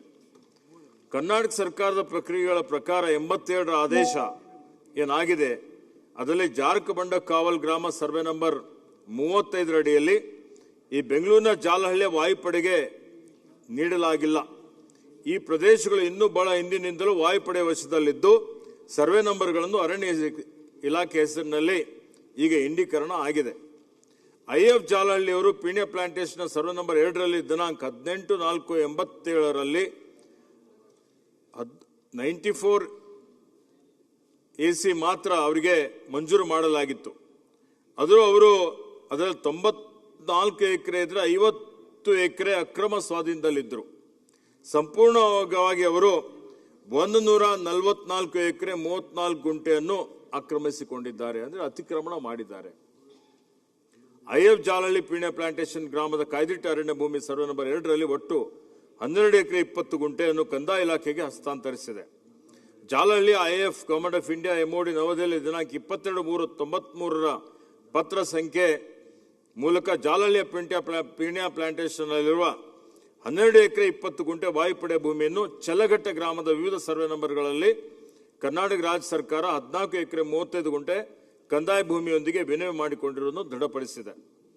ಜಾಲಹಳ್ಳಿಯ Indian air force government of India MOD ದಿನಾಂಕ 23 ಆಗಸ್ಟ್ 2005ರ ಪತ್ರ ಸಂಖ್ಯೆ 2005ರಲ್ಲಿ ಪೀಣ್ಯ ಪ್ಲಾಂಟೇಶನ್ ಸರ್ವೆ ನಂಬರ್ 2ರಲ್ಲಿ 58 ಎಕರೆ ಅರಣ್ಯ ಭೂಮಿಯನ್ನು ಜನವರಿ 2, 2010ರಂದು BMRCLಗೆ ಅವರು ಮಾರಾಟ ಮಾಡಿರುತ್ತಾರೆ. ಅಂದರೆ ಅವರಿಗೆ ನೀಡಲಾಗಿಲ್ಲದಿದ್ದರೂ ಅವರ ಸ್ವಾಧೀನದಲ್ಲಿದ್ದ 50 ಎಕರೆ ಭೂಮಿ ಏರ್ ಸ್ಟ್ರಿಪ್ ಅನ್ನು ಅವರಿಗೆ ಮಾರಾಟ ಮಾಡಿರುತ್ತಾರೆ. ಇದು ಕಾನೂನಿನ ಉಲ್ಲಂಘನೆ ಆಗಿದೆ. ನಂತರ ರಾಜ್ಯ ಸರ್ಕಾರವು ದಿನಾಂಕ 9/10/2017 ಗವರ್ಮೆಂಟ್ ಆರ್ಡರ್ ನಂಬರ್ RD 228 2017 ಮೂಲಕ ವಾಯುಪಡೆಗೆ ಅರಣ್ಯ ಪ್ರದೇಶದಲ್ಲಿ 452 ಎಕರೆ 4.25 ಗುಂಟೆ ಜಮೀನಿನ ಭೂಮಂಜೂರಾತಿಯನ್ನು ರದ್ದುಗೊಳಿಸಿದೆ. ಸರ್ಕಾರ ರದ್ದುಗೊಳಿಸಿದೆ. ಏಕೆಂದರೆ ಇದು ಅರಣ್ಯ ಸಂರಕ್ಷಣಾ ಕಾಯ್ದೆ 80 ಸೆಕ್ಷನ್ 2 ಉಲ್ಲಂಘನೆ ಆಗಿದೆ. ಈಗ ಸದ್ಯಕ್ಕೆ ಆ ಭೂಮಿ ಅರಣ್ಯ ನಮ್ಮ ಹೆಸರಿನಲ್ಲೇ ಇದೆ. ಜಿಲ್ಲಾಧಿಕಾರಿ ಬೆಂಗಳೂರು ನಗರ ಜಿಲ್ಲೆಯವರ ಆದೇಶ ಸಂಖ್ಯೆ 2017 ಪ್ರಕಾರ ಜಾರಕಬಂಡೆ ಕಾವಲಿನಲ್ಲಿರುವ 452 ಎಕರೆ 4.25 ಗುಂಟೆ 357 ಎಕರೆ 15 ಗುಂಟೆ ಅರಣ್ಯ ಭೂಮಿಯನ್ನು ಅರಣ್ಯ ಇಲಾಖೆ ಪರವಾಗಿ ಮ್ಯೂಟೇಷನ್ ಮಾಡಲಾಗಿದೆ. ಮ್ಯೂಟೇಷನ್ ಆಗಿದೆ ಇದರದು. ಮತ್ತು ಪೀಣ್ಯ ಪ್ಲಾಂಟೇಶನ್ ನಲ್ಲಿ ಇನ್ನೂ 94 ಎಕರೆ 29.5 ಗುಂಟೆ ಪ್ರದೇಶ ಮ್ಯೂಟೇಷನ್ ಮಾಡಲು ಬಾಕಿ ಇದೆ. ಅರ್ಜಿ ಹಾಕಿದ್ದೇವೆ, ಮಾಡಿಲ್ಲ, ಇನ್ನು ಬಾಕಿ ಇದೆ, ಪ್ರಯತ್ನ ನಡೀತಾ ಇದೆ. ಕರ್ನಾಟಕ ಸರ್ಕಾರದ ಮುಖ್ಯ ಕಾರ್ಯದರ್ಶಿಗಳು ದಿನಾಂಕ 15 ಸೆಪ್ಟೆಂಬರ್ 2018ರಂದು ರಕ್ಷಣಾ ಇಲಾಖೆ ಕಾರ್ಯದರ್ಶಿಗೆ ಬರೆದ ಪತ್ರ ಭಾರತೀಯ ವಾಯುಪಡೆ ಜಾಲಹಳ್ಳಿಯ ಸದರಿ ಭೂಮಿಯನ್ನು ತನಗಾಗಿ ಬಳಸುವುದನ್ನು ಮುಂದುವರಿಸಲು ಬಯಸಿದೆ. ಅರಣ್ಯ ಸಂರಕ್ಷಣಾ ಕಾಯ್ದೆ 80ರ ಅಡಿಯಲ್ಲಿ ಸದರಿ ಅರಣ್ಯ ಭೂಮಿಗಳ ಬಳಕೆಯನ್ನು ಕ್ರಮಬದ್ಧಗೊಳಿಸುವುದು ಕಡ್ಡಾಯವಾಗಿದೆ. ಇದಕ್ಕಾಗಿ ಸಂಬಂಧಪಟ್ಟ ರಕ್ಷಣಾ ಅಧಿಕಾರಿಗಳು ಅರಣ್ಯ ಸಂರಕ್ಷಣಾ ಕಾಯ್ದೆ 80ರ ಅಡಿಯಲ್ಲಿ ಅರ್ಜಿಯನ್ನು ಸಲ್ಲಿಸಬೇಕಾಗುತ್ತೆ ಅಂತ ಹೇಳಿದ್ದೇವೆ ನಾವು. ಅಂದರೆ ಇದು ರಾಷ್ಟ್ರದ ಒಂದು ಹಿತಾಸಕ್ತಿ ಕಾಪಾಡುವಂತ ಸಂಸ್ಥೆ ಇದ್ದ ಕಾರಣ ಇದಕ್ಕೆ FC ಮಾಡ್ರಿ, ಅರಣ್ಯ ತಿರುವಳಿ ಮಾಡ್ರಿ ಅಂತ ಹೇಳಿ ಅವರಿಗೆ ಪ್ರಸ್ತಾವನೆ ಕೊಟ್ಟಿದ್ದೇವೆ. ಆದರೆ ಇವತ್ತಿನವರೆಗೆ ಯಾವುದೇ ಅರ್ಜಿ ಹಾಕಿಲ್ಲ ಅವರು. ಆದಾಗಿ 7 ವರ್ಷಗಳು ಕಳೆದರೂ IF ಜಾಲಹಳ್ಳಿ ಇವರು ಇಂಡಿಯನ್ ಏರ್ಫೋರ್ಸ್ನವರು ಇವತ್ತು ಅಧಿನಿಯಮ ಸಂರಕ್ಷಣೆ ಸಂವರ್ಧನ್ ಅಧಿನಿಯಮ 80 ಹಾಗೂ ವನ ಸಂರಕ್ಷಣೆ ಸಂವರ್ಧನ್ ಅಧಿನಿಯಮ 2020ರ ಅಡಿಯಲ್ಲಿ ಅರಣ್ಯ ಬಿಡುಗಡೆ ಮಾಡಲಿಕ್ಕೆ ಅವರು ಇನ್ನೂ ನಮಗೆ ಯಾವುದೇ ಪ್ರಸ್ತಾವನೆ ಸಲ್ಲಿಸಿರುವುದಿಲ್ಲ. ಕರ್ನಾಟಕ ಸರ್ಕಾರದ ಮುಖ್ಯ ಕಾರ್ಯದರ್ಶಿಯವರ ಅಧ್ಯಕ್ಷತೆಯಲ್ಲಿ 15/4/2025ರಂದು ನಡೆದ ಸಭೆ ನಿರ್ದೇಶನಗಳ ಪ್ರಕಾರ ಜಾಲಹಳ್ಳಿಯಲ್ಲಿ IF ಆಕ್ರಮಿಸಿಕೊಂಡಿರುವ ಅರಣ್ಯ ಭೂಮಿಯ ಜಂಟಿ ಮೋಜಣಿ ನಡೆಸಲು ನಿರ್ದೇಶಿಸಲಾಯಿತು. ಅದು ನಾನೇ ಬಂದ ಮೇಲೆ ಜಂಟಿ ಮೋಜಣಿ ಮಾಡಬೇಕು ಅಂತ ಅವರಿಗೆ ಸೂಚನೆ ಕೊಟ್ಟಿದ್ದೆ. ದಿನಾಂಕ 2/5/2025ರಂದು ಜಂಟಿ ಮೋಜಣಿನೂ ಆಗಿದೆ. ಜಂಟಿ ಮೋಜಣಿ ಆಗಿದ ಮೇಲೆ ಜಾರಕಬಂಡೆ ಸ್ಯಾಂಡಲ್ ರಿಸರ್ವ್ನಲ್ಲಿ ಈಗ ಟೋಟಲ್ ಎಕ್ಸ್ಟೆಂಟ್ 444 ಎಕರೆಯಲ್ಲಿ ನಮ್ಮ ಅರಣ್ಯ ಇಲಾಖೆಯ ವ್ಯಾಪ್ತಿಯಲ್ಲಿ ನಮ್ಮ ಅಧೀನದಲ್ಲಿ 66 ಎಕರೆ 16 ಗುಂಟೆ ಇದೆ. IF ರೋಡ್ಸ್ ಎಲ್ಲ ಸೇರಿ 345 ಎಕರೆ ಇದು ಇಂಡಿಯನ್ ಏರ್ಫೋರ್ಸ್ ಅವರ ಅಧೀನದಲ್ಲಿದೆ. ಕೇಂದ್ರೀಯ ವಿದ್ಯಾಲಯಕ್ಕೆ ಅವರೇ 11 ಎಕರೆ ಕೊಟ್ಟಿದ್ದಾರೆ. Area occupied by slum dwellers ಅಲ್ಲಿ ಒಂದು ಕೊಳಚೆ ನಿರ್ಮೂಲನೆ ಒಂದು ಪ್ರದೇಶನೂ ಇದೆ. ಅಲ್ಲಿ ಅವರು 9 ಎಕರೆ 8 ಗುಂಟೆಯಲ್ಲಿ ಇದ್ದಾರೆ. ಒಟ್ಟು ಇದು ಜಾರಕಬಂಡೆ ಸ್ಯಾಂಡಲ್ ರಿಸರ್ವ್ ಅಲ್ಲಿ. HMTದು ಈಗ ಸುಪ್ರೀಂ ಕೋರ್ಟ್ ಅಲ್ಲಿ ನಡೀತಾ ಇದೆ. ಅದೊಂದು ಸುಮಾರು 400 ಎಕರೆ ಭೂಮಿ ಇದೆ. ಹೀಗಾಗಿ ಇವತ್ತು ನಾನು ಸಚಿವನಾದ ಮೇಲೆ ಈ ಸಮಸ್ಯೆ ಬಂದಾಗ ಒಂದು ಕಾಂಪೌಂಡ್ ವಾಲ್ ಬಿದ್ದಿತ್ತು, ಅದು ನಾನು ತಡಿಲಿಕ್ಕೆ ಹೇಳಿದ್ದೆ. ತಡೆದಿದ್ದರು ನಮ್ಮವರೆಲ್ಲರೂ. ಮತ್ತೆ ಅವರು ಬಂದು ನಮ್ಮ ಸರ್ಕಾರಕ್ಕೆ ಮನವಿ ಮಾಡಿಬಿಟ್ಟು ಮುಖ್ಯ ಕಾರ್ಯದರ್ಶಿಯವರ ಅಧ್ಯಕ್ಷತೆಯಲ್ಲಿ ಸಭೆಯನ್ನು ಮಾಡಿಸಿ ನಾವು ಅರಣ್ಯ ತಿರುವಳಿ ಹಾಕ್ತೀವಿ, ಪರ್ಯಾಯ ಭೂಮಿ ಕೊಡ್ತೀವಿ, ಎಲ್ಲ ಕಟ್ತೀವಿ ದುಡ್ಡೆಲ್ಲ ಅಂತೇಳಿ ಹೇಳಿದ್ರು. ಹೇಳಿ ಅವ್ರ ಮಾತಿಗೆ ನಡೆಯುವಂಥವ್ರಲ್ಲ. ಅವ್ರು ತಂದ ನಂತರ 4 ತಿಂಗಳಾಯ್ತು. ನಮ್ಮ ಅಧಿಕಾರಿಗಳು ಪ್ರಯತ್ನ ಮಾಡ್ತಾ ಇದ್ದಾರೆ. ಇದು ಏರ್ಫೋರ್ಸ್ ಸ್ಟೇಷನ್ ಇದೆ, ಅದಕ್ಕೆ ನಾವು ಆನ್ಲೈನ್ ಅಲ್ಲಿ ಹಾಕೋದಿಲ್ಲ, ನಾವು ಆಫ್ಲೈನ್ ಅಲ್ಲಿ ಹಾಕ್ತೀವಿ ಅಂತ ಹೇಳಿದ್ರು. ಅವ್ರು ಆನ್ಲೈನ್ ಅಲ್ಲೂ ಹಾಕಿಲ್ಲ, ಆಫ್ಲೈನ್ ಅಲ್ಲೂ ಹಾಕಿಲ್ಲ. ಈಗಾಗಲೇ ಇದ್ರ ಬಗ್ಗೆ ನಾನು ಕ್ರಮ ತೆಗೆದುಕೊಳ್ಳಬೇಕು. ಇದನ್ನು ಮತ್ತೆ ನಮ್ಮ ರಾಜ್ಯ ಸರ್ಕಾರದ ಭೂಮಿ ಇದೆ, ನಿಯಮಾನುಸಾರ ಅವ್ರು ತಗೊಳ್ಳೇಬೇಕು. ಇದಕ್ಕೆ ರಾಷ್ಟ್ರ ಹಿತಾಸಕ್ತಿ ಕಾಪಾಡಬೇಕು ಅಂತ ಹೇಳಿದ್ರೆ ತೆರವು ಮಾಡಿಸಲು ಅಥವಾ ಪರ್ಯಾಯ ಭೂಮಿ ಪಡೆದು ಕಾಂಪನ್ಸೇಟರಿ ಅಫಾರೆಸ್ಟೇಷನ್ NPV ದುಡ್ಡು ಅವರೆಲ್ಲ ಕಟ್ಟಬೇಕಾಗ್ತದೆ, ಕಟ್ಟಿ ಮಾಡ್ಕೊಳ್ಬೇಕಾಗ್ತದೆ. ಅದಕ್ಕೆ ಇದರಲ್ಲಿ ಏನು ಪ್ರತಿ 2 ವರ್ಷಕ್ಕೊಮ್ಮೆ ಏರ್ ಶೋ ನಡೆಯುವ ಬೆಂಗಳೂರು ಉತ್ತರ ತಾಲೂಕು ಯಲಹಂಕ ಹೋಬಳಿ ಗಂಟೆಗಾನಹಳ್ಳಿ ಗ್ರಾಮದ ಸರ್ವೆ ನಂಬರ್ 47ರಲ್ಲಿ 132 ಎಕರೆ 3 ಗುಂಟೆ ಮತ್ತು 48ರಲ್ಲಿ 27 ಎಕರೆ 26 ಗುಂಟೆ ಒಟ್ಟು 159 ಎಕರೆ 29 ಗುಂಟೆ ಪ್ರದೇಶ ಇವತ್ತು ಸರ್ಕಾರಿ ಆದೇಶ ಡೇಟೆಡ್ 1 ಅಕ್ಟೋಬರ್ 1931 ಕಾಯ್ದಿಟ್ಟ ಅರಣ್ಯ ಪ್ರದೇಶ ಇದೆ. ಇದು ಕಾಯ್ದಿಟ್ಟ ರಿಸರ್ವ್ ಫಾರೆಸ್ಟ್ ಇದೆ. ಭಾರತೀಯ ವಾಯುಪಡೆ ಈ ಪ್ರದೇಶವನ್ನು ಪ್ರಸ್ತುತ ರನ್ವೇ ಆಗಿ ಉಪಯೋಗಿಸ್ತಾ ಇದೆ. ಆದರೆ RTC ಮತ್ತು ಮ್ಯೂಟೇಷನ್ ಅರಣ್ಯ ಇಲಾಖೆ ಹೆಸರಿನಲ್ಲೇ ಇದೆ. ಈ ಭೂಮಿಗೂ ಪರ್ಯಾಯ ಭೂಮಿಯನ್ನು ನೀಡುವಂತೆ ಇವತ್ತು ಅಥವಾ ಆ ಭೂಮಿಯನ್ನು ವಾಪಸ್ ಪಡೆಯುವಂತ ಒಂದು ಕೆಲಸ ಇವತ್ತು ನಮ್ಮ ಅರಣ್ಯ ಇಲಾಖೆ ಮಾಡಲಿಕ್ಕೆ ನಾವು ಪ್ರಕ್ರಿಯೆ ಪ್ರಾರಂಭ ಮಾಡಿದ್ದೇವೆ. ಅವರಿಗೂ ನೋಟಿಸ್ ಕೊಟ್ಟಿದ್ದೇವೆ. ಕಾಂಪೌಂಡ್ ಕಟ್ಟುವಂತ ಸಂದರ್ಭದಲ್ಲಿ ಒಂದೂವರೆ ತಿಂಗಳವರೆಗೆ ನಾನು ಅದಕ್ಕೆ ತಡೆ ಹಿಡಿಸಿದ್ದೆ. ಖುದ್ದಾಗಿನೂ ನಾನು ಹೋಗಿ ಅಲ್ಲಿ ಭೇಟಿ ಮಾಡಿ ಇವತ್ತು ಕರ್ನಾಟಕ ಅರಣ್ಯ ಇಲಾಖೆ ಅಂತೇಳಿ ಹೇಳಿ ಅಲ್ಲಿ ಒಂದು ಬೋರ್ಡ್ ಹಾಕಿ ಬಂದು ಭೇಟಿಯನ್ನು ಕೊಟ್ಟಿದ್ದೆ. ನಾನು ಇವತ್ತು ಅಲ್ಲಿ ಭೇಟಿ ಕೊಟ್ಟು ನೋಡಿಕೊಂಡು ಬಂದಿದ್ದೇನೆ. ಇವತ್ತು ತಾವು ಹೇಳಿದ್ದ ಹಾಗೆ ಅವರು ಅದಕ್ಕೆ ಅವರೆಲ್ಲಾ ರೀತಿಯ ಉಲ್ಲಂಘನೆಯನ್ನು ಮಾಡಿದ್ದಾರೆ. ಈಗ ಅದನ್ನು ಮತ್ತೆ ಮರುವಶಪಡಿಸಿಕೊಳ್ಳಿಕ್ಕೆ ಅಥವಾ ಕ್ರಮಬದ್ಧ ಮಾಡಬೇಕು ಅಂದರೆ ಅದು ಕೇಂದ್ರ ಸರ್ಕಾರಕ್ಕೆ ಪ್ರಸ್ತಾವನೆ ಸಲ್ಲಿಸಿ ಅವ್ರ ಪರ್ಯಾಯ ಭೂಮಿ ಅದರ ವ್ಯಾಲ್ಯೂ ಏನಿದೆ ಅದು ಅರಣ್ಯ ಇಲಾಖೆಗೆ ಕೊಟ್ಟು ಅದೆಲ್ಲವನ್ನು ಮಾಡಬೇಕಾಗ್ತದೆ. ಆ ಒಂದು ಪ್ರಕ್ರಿಯೆ ನಮ್ಮ ಇಲಾಖೆ ಸರ್ಕಾರ ಮಾಡ್ತದೆ ಅನ್ನುವಂಥ ಒಂದು ಮಾತನ್ನು ನಾನು ತಮಗೆ ಹೇಳಲಿಕ್ಕೆ ಸನ್ಮಾನ್ಯ ಅಧ್ಯಕ್ಷರೇ, ಸಣ್ಣ ಇದು ನಾನು ಕಾನೂನು ಇಲಾಖೆಯಲ್ಲೆಲ್ಲ ನೋಡಿದೆ. ಫಾರೆಸ್ಟ್ ರಿಸರ್ವ್ ಫಾರೆಸ್ಟ್ನ ಸೆಕ್ಷನ್ 80 ಎಲ್ಲ ಕೊಡಕ್ಕೆ ಬರಲ್ಲ. ಅದು ಯಾವುದೇ ಇರ್ಬೋದು, ಅದು HMT ಇರ್ಬೋದು, ಏರ್ಫೋರ್ಸ್ ಇರ್ಬೋದು, ಇನ್ನೊಂದಿರ್ಬೋದು. HMTನೂ ಕೂಡ ನೆಹರು ಅವರು ಬಂದು GL ಅಂತ ಹೇಳಿದ್ರು, ಇಂಡಿಯನ್ ಜ್ಯುವೆಲ್ ಅಂತ. ಕೊಡಕ್ಕೆ ಬರಲ್ಲ. ನೀವು ಸರ್ಕಾರ ಈಗ ಏರ್ಫೋರ್ಸ್ ಜಮೀನು ಬೇಕು ಅಂದ್ರೆ ಅಕ್ವೈರ್ ಮಾಡ್ತೀರಾ, HMT ಜಮೀನು ಬೇಕು ಅಂದ್ರೆ ಅಕ್ವೈರ್ ಮಾಡ್ತೀರಾ, BL ಜಮೀನು ಬೇಕು ಅಂದ್ರೆ ಅಕ್ವೈರ್ ಮಾಡ್ತಾರೆ. ನಿಮ್ಮ ಲೈಫ್ ಹಿಸ್ಟ್ರಿಯಲ್ಲಿ, ನನ್ನ ಲೈಫ್ ಹಿಸ್ಟ್ರಿಯಲ್ಲಿ ಯಾವತ್ತಾನು ಫಾರೆಸ್ಟ್ ಜಮೀನು ಬೇಕು ಅಂತ ಏನೋ 10,000 ಎಕರೆ ಅಕ್ವೈರ್ ಮಾಡ್ತೀರಾ? ಸಾಧ್ಯನೇ ಇಲ್ಲ. ನೆಗ್ಲೆಕ್ಟೆಡ್ ನಾವು ಮಾಡಕ್ ಸಾಧ್ಯನೇ ಇಲ್ಲ. ಕಾಡು ಪ್ರಾಣಿಗಳಿಗೋಸ್ಕರ ಅಕ್ವಿಜೇಷನ್ ಮಾಡಲ್ಲ. ಪಾಪ ಇರೋದನ್ನ ಉಳಿಸಿ ಅಂತ ನಾನು ಕೇಳೋದು. ಏರ್ಫೋರ್ಸ್ ಅವ್ರಿಗೆ ಅಕ್ವೈರ್ ಮಾಡೋಕ್ಕೆ ಬೇಕಾದಷ್ಟು ನೀವೇ ಹೇಳ್ದಲ್ಲ, ಮೆಟ್ರೋ ಫಾರೆಸ್ಟ್ ಇದು ಕೋಟ್ಯಾಂತರ ರೂಪಾಯಿಗೆ ಮಾರಾಕ್ಬಿಟ್ರು. ನನ್ನ ತಿಳಿ ಪ್ರಕಾರ 300-400 ಕೋಟಿಗೆ ಮಾರ್ಕೊಂಬಿಟ್ರು. ದುಡ್ಡು ಅವರೇ ತಗೊಂಬಿಟ್ರು. ಲ್ಯಾಂಡ್ ಬಿಲಾಂಗ್ಸ್ ಟು ಇದು ಫಾರೆಸ್ಟ್ ಡಿಪಾರ್ಟ್ಮೆಂಟ್. ಈ ತರ ಬಿಡ್ತಾ ಹೋಗ್ತಾ ಇದ್ರೆ ನಾನು ಅದರ ಕಾನೂನೆಲ್ಲ ನೋಡಿದ್ದೀನಿ. ಯಾವುದೇ ಕಾನೂನು ಅಡಿಯಲ್ಲಿ ನಿಮ್ಗೆ ಅಪ್ಲೈ ಮಾಡಿದ್ರೆ ಮತ್ತೆ ಸೆಂಟ್ರಲ್ ಗೌರ್ಮೆಂಟ್ಗೆ ಹೋಗ್ಬೇಕು, ಸ್ಟೇಟ್ ಗವರ್ಮೆಂಟ್ ಅಪ್ರೂವಲ್ ಕೊಡಬೇಕು, ಸೆಂಟ್ರಲ್ ಗವರ್ಮೆಂಟ್ ಅಪ್ರೂವಲ್ ಕೊಡಬೇಕು. ಸಾಧ್ಯನೇ ಇಲ್ಲ. ಆಕ್ಟ್ ಏನಿರುತ್ತೆ, ಸುಪ್ರೀಂ ಕೋರ್ಟ್ ಆಕ್ಟ್ ಏನ್ ಹೇಳುತ್ತೆ ಅಂತ ಹೇಳಿದ್ರೆ, ನೀವು ಈ ಜಾಗದ ಬದಲು ಇನ್ನೊಂದು ಜಾಗ ಕೊಟ್ಟರು ಕೂಡ ಇಲ್ಲಿರೋ ಮರಗಳಿಗೆ ಬೆಲೆ ಕಟ್ಟಿದ್ದಾರೆ, ಅದೆಲ್ಲ ಕಟ್ಬಿಟ್ರೆ 5,000 ಕೋಟಿ ಕಟ್ಬೇಕು. ಯಾರು ಕಟ್ತಾರ ಅವರು? ಸಾಧ್ಯನೇ ಇಲ್ಲ. ಬದಲಾವಣೆ ಮಾಡಕ್ಕೆ ಅಂತೂ ಅವ್ರ ಕೈಲಿ ಆಗದೇ ಇಲ್ಲ. ದಯವಿಟ್ಟು ಅದನ್ನ ಫಾರೆಸ್ಟ್ ಇನ್ನೂ ಬೇಕಾದಷ್ಟು ಜಾಗ ಇದೆ. ಇಷ್ಟೇ ಅಲ್ಲ, 460 ಇನ್ನೂ ಏರ್ಫೋರ್ಸ್ ಬೇಕಾದಷ್ಟು ಜಾಗ ಇದೆ. ನಾನು ಅಲ್ಲೇ ಹುಟ್ಟು ಬೆಳೆದಿರೋದು. ಇನ್ನೂ ಅವ್ರು 1000 ಎಕರೆ ಜಮೀನಿದೆ, ಅಲ್ಲೇ ಮಾಡ್ಕೊಂತಾರೆ ಅವರು. ಇದನ್ನ ಸ್ಯಾಂಡಲ್ವುಡ್ ಫಾರೆಸ್ಟು, ಇದು ಫಾರೆಸ್ಟ್ ಆಗಿ ಉಳಿಬೇಕು ಅನ್ನೋದು ನನ್ನ ಉದ್ದೇಶ. ನಾನು PSC ಕಮಿಟಿ ಚೇರ್ಮನ್ ಆಗಿದ್ದಾಗ ನಾನೇ ಖಾತೆ ಮಾಡಿಸಿದ್ದೀನಿ.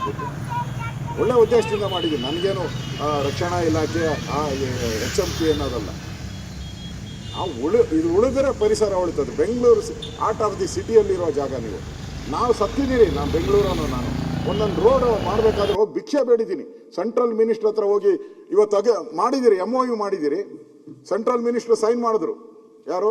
ನಮ್ಮ ರಕ್ಷಣಾ ಸಚಿವರು ಪಾರಿಕರ್ ಇದ್ದಾಗ. ಇಲ್ಲೇ ಬಾ ಅಶೋಕ್ ಇಮಿಡಿಯೇಟ್ ಮಾಡ್ಕೊಡ್ತೀನಿ. ಎಲ್ಲರೂ ಕೂತಿದ್ರು, ಮಿಲಿಟರಿ ಇವರೆಲ್ಲ. ಎಸ್ ಸರ್ ಅಂದ್ರು. ಎಲ್ಲ ಸೈನ್ ಮಾಡಿ ನಾನು ಕಾರ್ಪೊರೇಷನ್ ಹೇಳಿದೆ, ನಾಳೆಯಿಂದ ರೋಡ್ ಮಾಡ್ರಿ ಅಂದ್ರೆ ನಾನು ಇದನ್ನು ಓಡಿಸ್ಬಿಟ್ರಿ ಎಲ್ಲರೂ. ಎಷ್ಟು ವರ್ಷ ಆಯ್ತು? 10 ವರ್ಷ ಆಯ್ತು. ಒಂದು ಅಂಗ್ಲ ನೀವು ಅವ್ರ ಹತ್ರ ತಗೊಳಕ್ಕಾಗಲ್ಲ. ನಮ್ಮದು ಮಾತ್ರ ತಗೊಂತಾರೆ. ನಾವೇನು ಪಬ್ಲಿಕ್ ಪರ್ಪಸ್ ತಾನೇ ನಾವು ಕೇಳ್ತಾ ಇರೋದು. ನಾವೇನೋ ನನ್ನ ಸ್ವಂತಕ್ಕೆ ಕೇಳಿದ್ರೆ ಪರವಾಗಿಲ್ಲ. Public purpose. ದಯವಿಟ್ಟು ನೀವು ಅಲ್ಲಿ ಎಲ್ಲ ಒಂದು ಬೋರ್ಡ್ ಹಾಕಿದ್ರೆ ಏನೂ ಆಗಲ್ಲ. HMT ಹತ್ರ ಬೋರ್ಡ್ ಹಾಕಿದ್ರೆ ಏರ್ಫೋರ್ಸ್ ಬಿಟ್ಟು ಬೋರ್ಡ್ಗಳು ಹಾಕಿ ನೀವು ಪ್ರೋಸೆಸ್ ಏನಿದೆ ಲಾ ಪ್ರಕಾರ ಮಾಡಿ. ನಾನೇನು ಇಲ್ಲಿಗಲ್ಲಿ ಹೋಗಬೇಡಿ. ನಿಮ್ಮ ಲಾ ಸೆಕ್ಷನ್ ಅರಣ್ಯ ನಿಯಮದ ಪ್ರಕಾರ ಕೊಡೋಕ್ಕೆ ಬರಲ್ಲ ಯಾರಿಗೂ. ಸುಪ್ರೀಂ ಕೋರ್ಟ್ ಅಷ್ಟು ಕ್ಲಿಯರ್ ಡೈರೆಕ್ಷನ್ ಇದೆ. 1 ಅಲ್ಲ 4. ಒನ್ಸ್ ಫಾರೆಸ್ಟ್ ಆಲ್ವೇಸ್ ಫಾರೆಸ್ಟ್ ಅಂತ ಹೇಳ್ಬಿಟ್ಟಿದ್ದಾರೆ. ಮುಟ್ಟಕ್ಕಾಗದೇ ಇಲ್ಲ. ಆ ರೀತಿ ಕಾನೂನುಗಳು ಅಡಿಯಲ್ಲಿ ಕೆಲಸ ಇದೆ. ನಿಮಗೆಲ್ಲ ಬೆಂಬಲ ಇದೆ. ದಯವಿಟ್ಟು ನಾನು ನೋಡಿದ್ದೀನಿ ಇಲ್ಲಿ ಮುನ್ರಡ್ಡಿಪಾಳ್ಯದಲ್ಲಿ 60 ವರ್ಷದ ಒಂದು ಶಾಲೆ ಇತ್ತು, ಕನ್ನಡ ಶಾಲೆ. ನಮ್ಮ ಮಿನಿಸ್ಟ್ರು ಇಲ್ಲೇ ಕೂತಿದ್ದಾರೆ, ಚೆಕ್ ಮಾಡ್ಕೊಳ್ಳಿ. ಮುನ್ರಡ್ಡಿಪಾಳ್ಯದಲ್ಲಿ 60 ವರ್ಷದ ಕನ್ನಡ ಶಾಲೆ 1 ಎಕರೆಯಲ್ಲಿತ್ತಲ್ಲಿ. ಎಲ್ಲ ಗನ್ಗಳು ತಗೊಂಬಂದು ಮುಚ್ಚಿಸ್ಬಿಟ್ರಲ್ಲ. ಈಗ ಕಾಂಪೌಂಡ್ ಹಾಕೊಂಡು ತಗೊಂಬಿಟ್ರು. ಶಾಲೆನೂ ಇಲ್ಲ, ಏನೂ ಇಲ್ಲ. ಈಗ ಅವರು ಧರ್ಮಾತ್ಮವಾಗಿ ನಡ್ಕೊಂಡ್ರೆ ನಾವು ಧರ್ಮಾತ್ಮವಾಗಿ ನಡ್ಕೊಳ್ಳೋಣ. ನಾವೇನು ಏರ್ಫೋರ್ಸ್ಗೆ ವಿರುದ್ಧ ಇಲ್ಲ. ನಮ್ಮ ರಕ್ಷಣಾ ಇಲಾಖೆ ಇದು ನಾವು ಮಾನವೀಯತೆ, ಸ್ಕೂಲು ಮಾನವೀಯತೆ, ಅಲ್ಲಿ ರಸ್ತೆಗಳು ಮಾನವೀಯತೆ, ಫಾರೆಸ್ಟು ಮಾನವೀಯತೆ. ಆ ದೃಷ್ಟಿಯಿಂದ ದಯವಿಟ್ಟು ಇದರ ಬಗ್ಗೆ ಕ್ರಮ ತೆಗೆದುಕೊಳ್ಳಿ, ಈ ಒಂದು ಜಮೀನನ್ನು ಫಾರೆಸ್ಟ್ ಆಗಿ ಉಳಿಸಿ ಅನ್ನೋ ವಿನಂತಿಯನ್ನು ಮಾಡ್ತೀನಿ.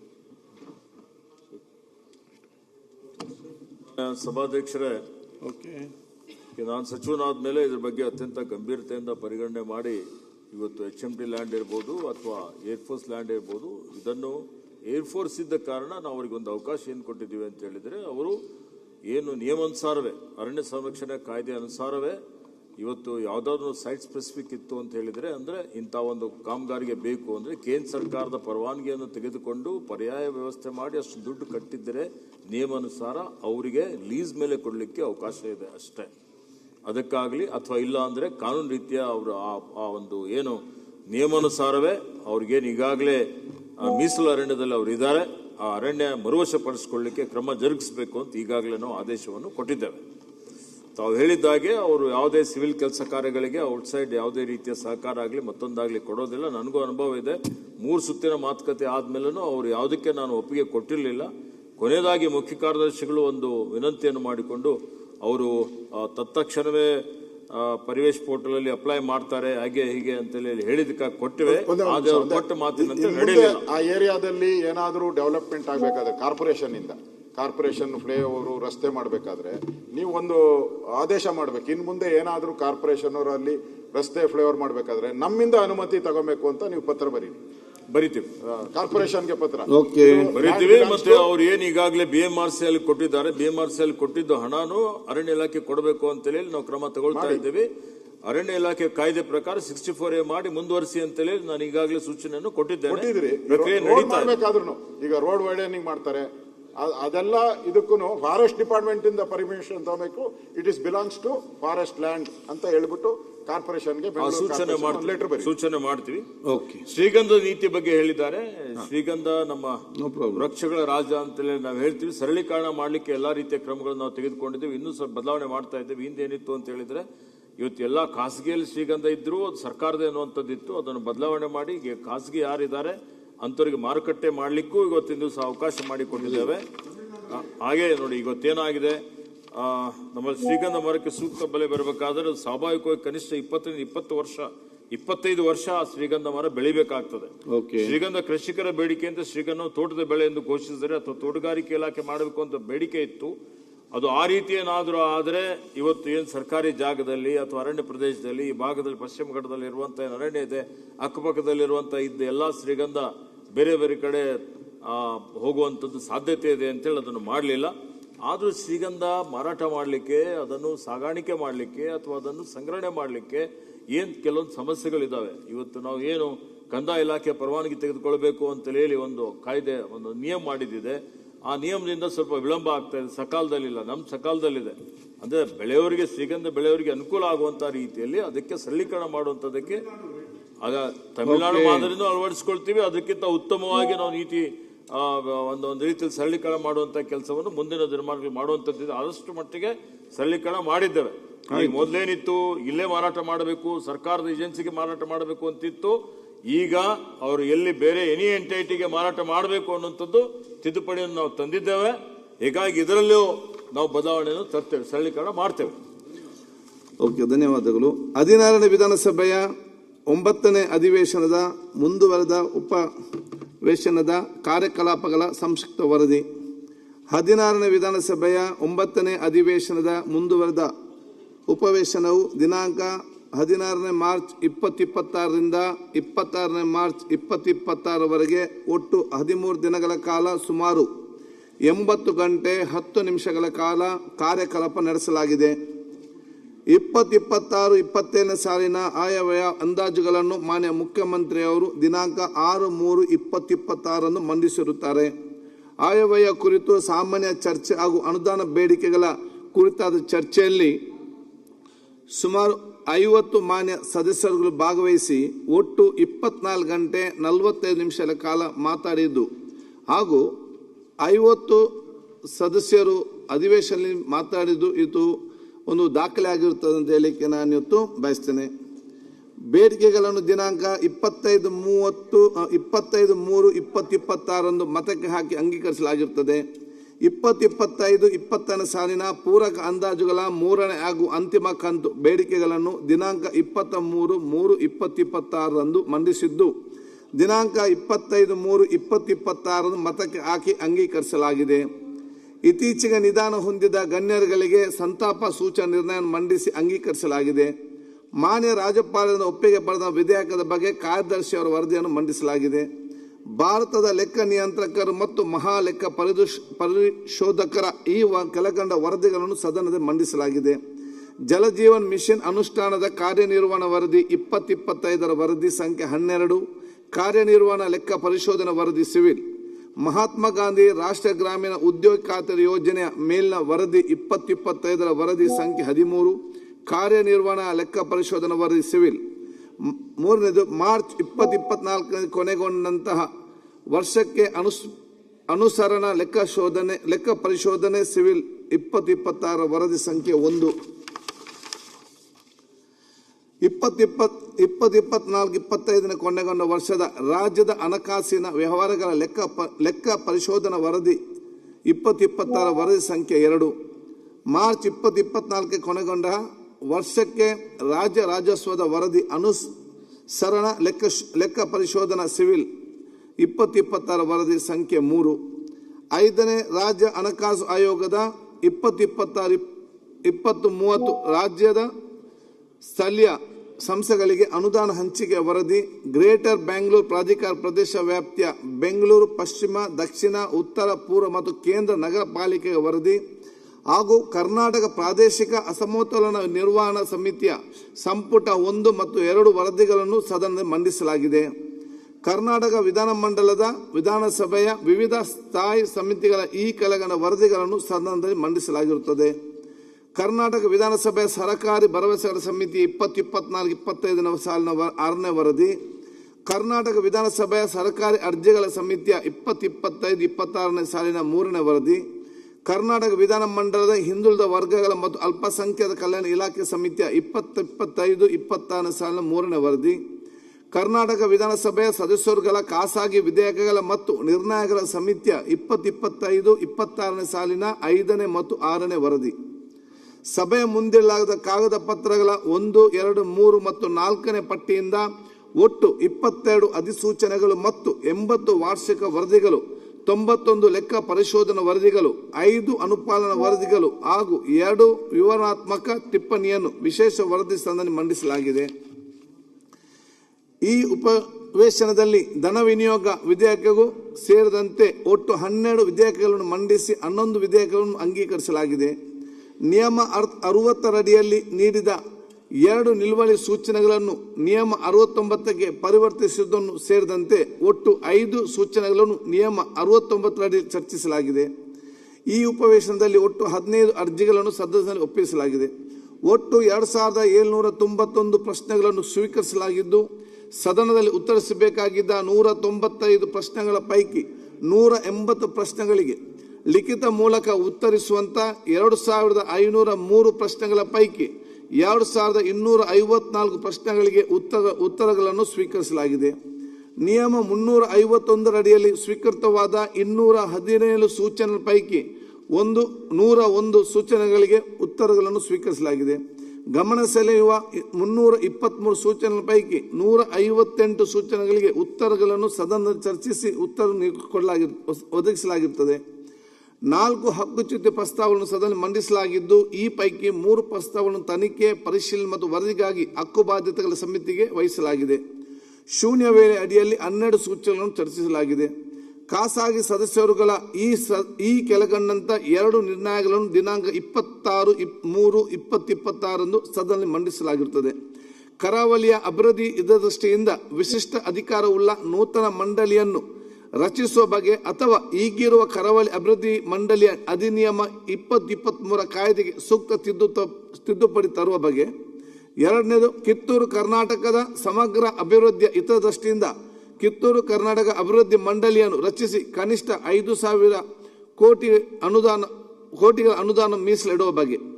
ದಿನಾಂಕ 24/3/2026 ಬೆಳಿಗ್ಗೆ 11:35ಕ್ಕೆ ಪ್ರಾರಂಭವಾದ ಸದನವು ಮಧ್ಯರಾತ್ರಿವರೆಗೆ ಅಂದರೆ ಮರುದಿನ ಮುಂಜಾನೆ 1:42 ನಡೆದಿರುವುದು ವಿಧಾನಸಭೆ ಇತಿಹಾಸದಲ್ಲಿ ಅದು ದಾಖಲೆಯಾಗಿರುತ್ತದೆ ಎಂದು ಹೇಳಿಕೆ ಬಯಸಿ ಇದಕ್ಕೆ ಪ್ರತಿಯೊಬ್ಬರಿಗೂ ಸಲ್ಲಿಸ್ತೇನೆ. ಸದನ ನಡೆಸಲು ಸಹಕರಿಸಿದ ಸಭಾ ನಾಯಕರಾದ ಮಾನ್ಯ ಮುಖ್ಯಮಂತ್ರಿಯವರಿಗೆ, ಉಪಮುಖ್ಯಮಂತ್ರಿಯವರಿಗೆ, ಸಚಿವ ಸಂಪುಟ ಸದಸ್ಯರಿಗೆ, ಉಪಸಭಾಧ್ಯಕ್ಷರಿಗೆ, ಸರ್ಕಾರ ಮುಖ್ಯ ಸಚೇತಕರಿಗೆ, ವಿರೋಧ ಪಕ್ಷದ ನಾಯಕರಿಗೆ, ವಿರೋಧ ಪಕ್ಷದ ಮುಖ್ಯ ಸಚೇತಕರಿಗೆ, ಎಲ್ಲ ಮಾನ್ಯ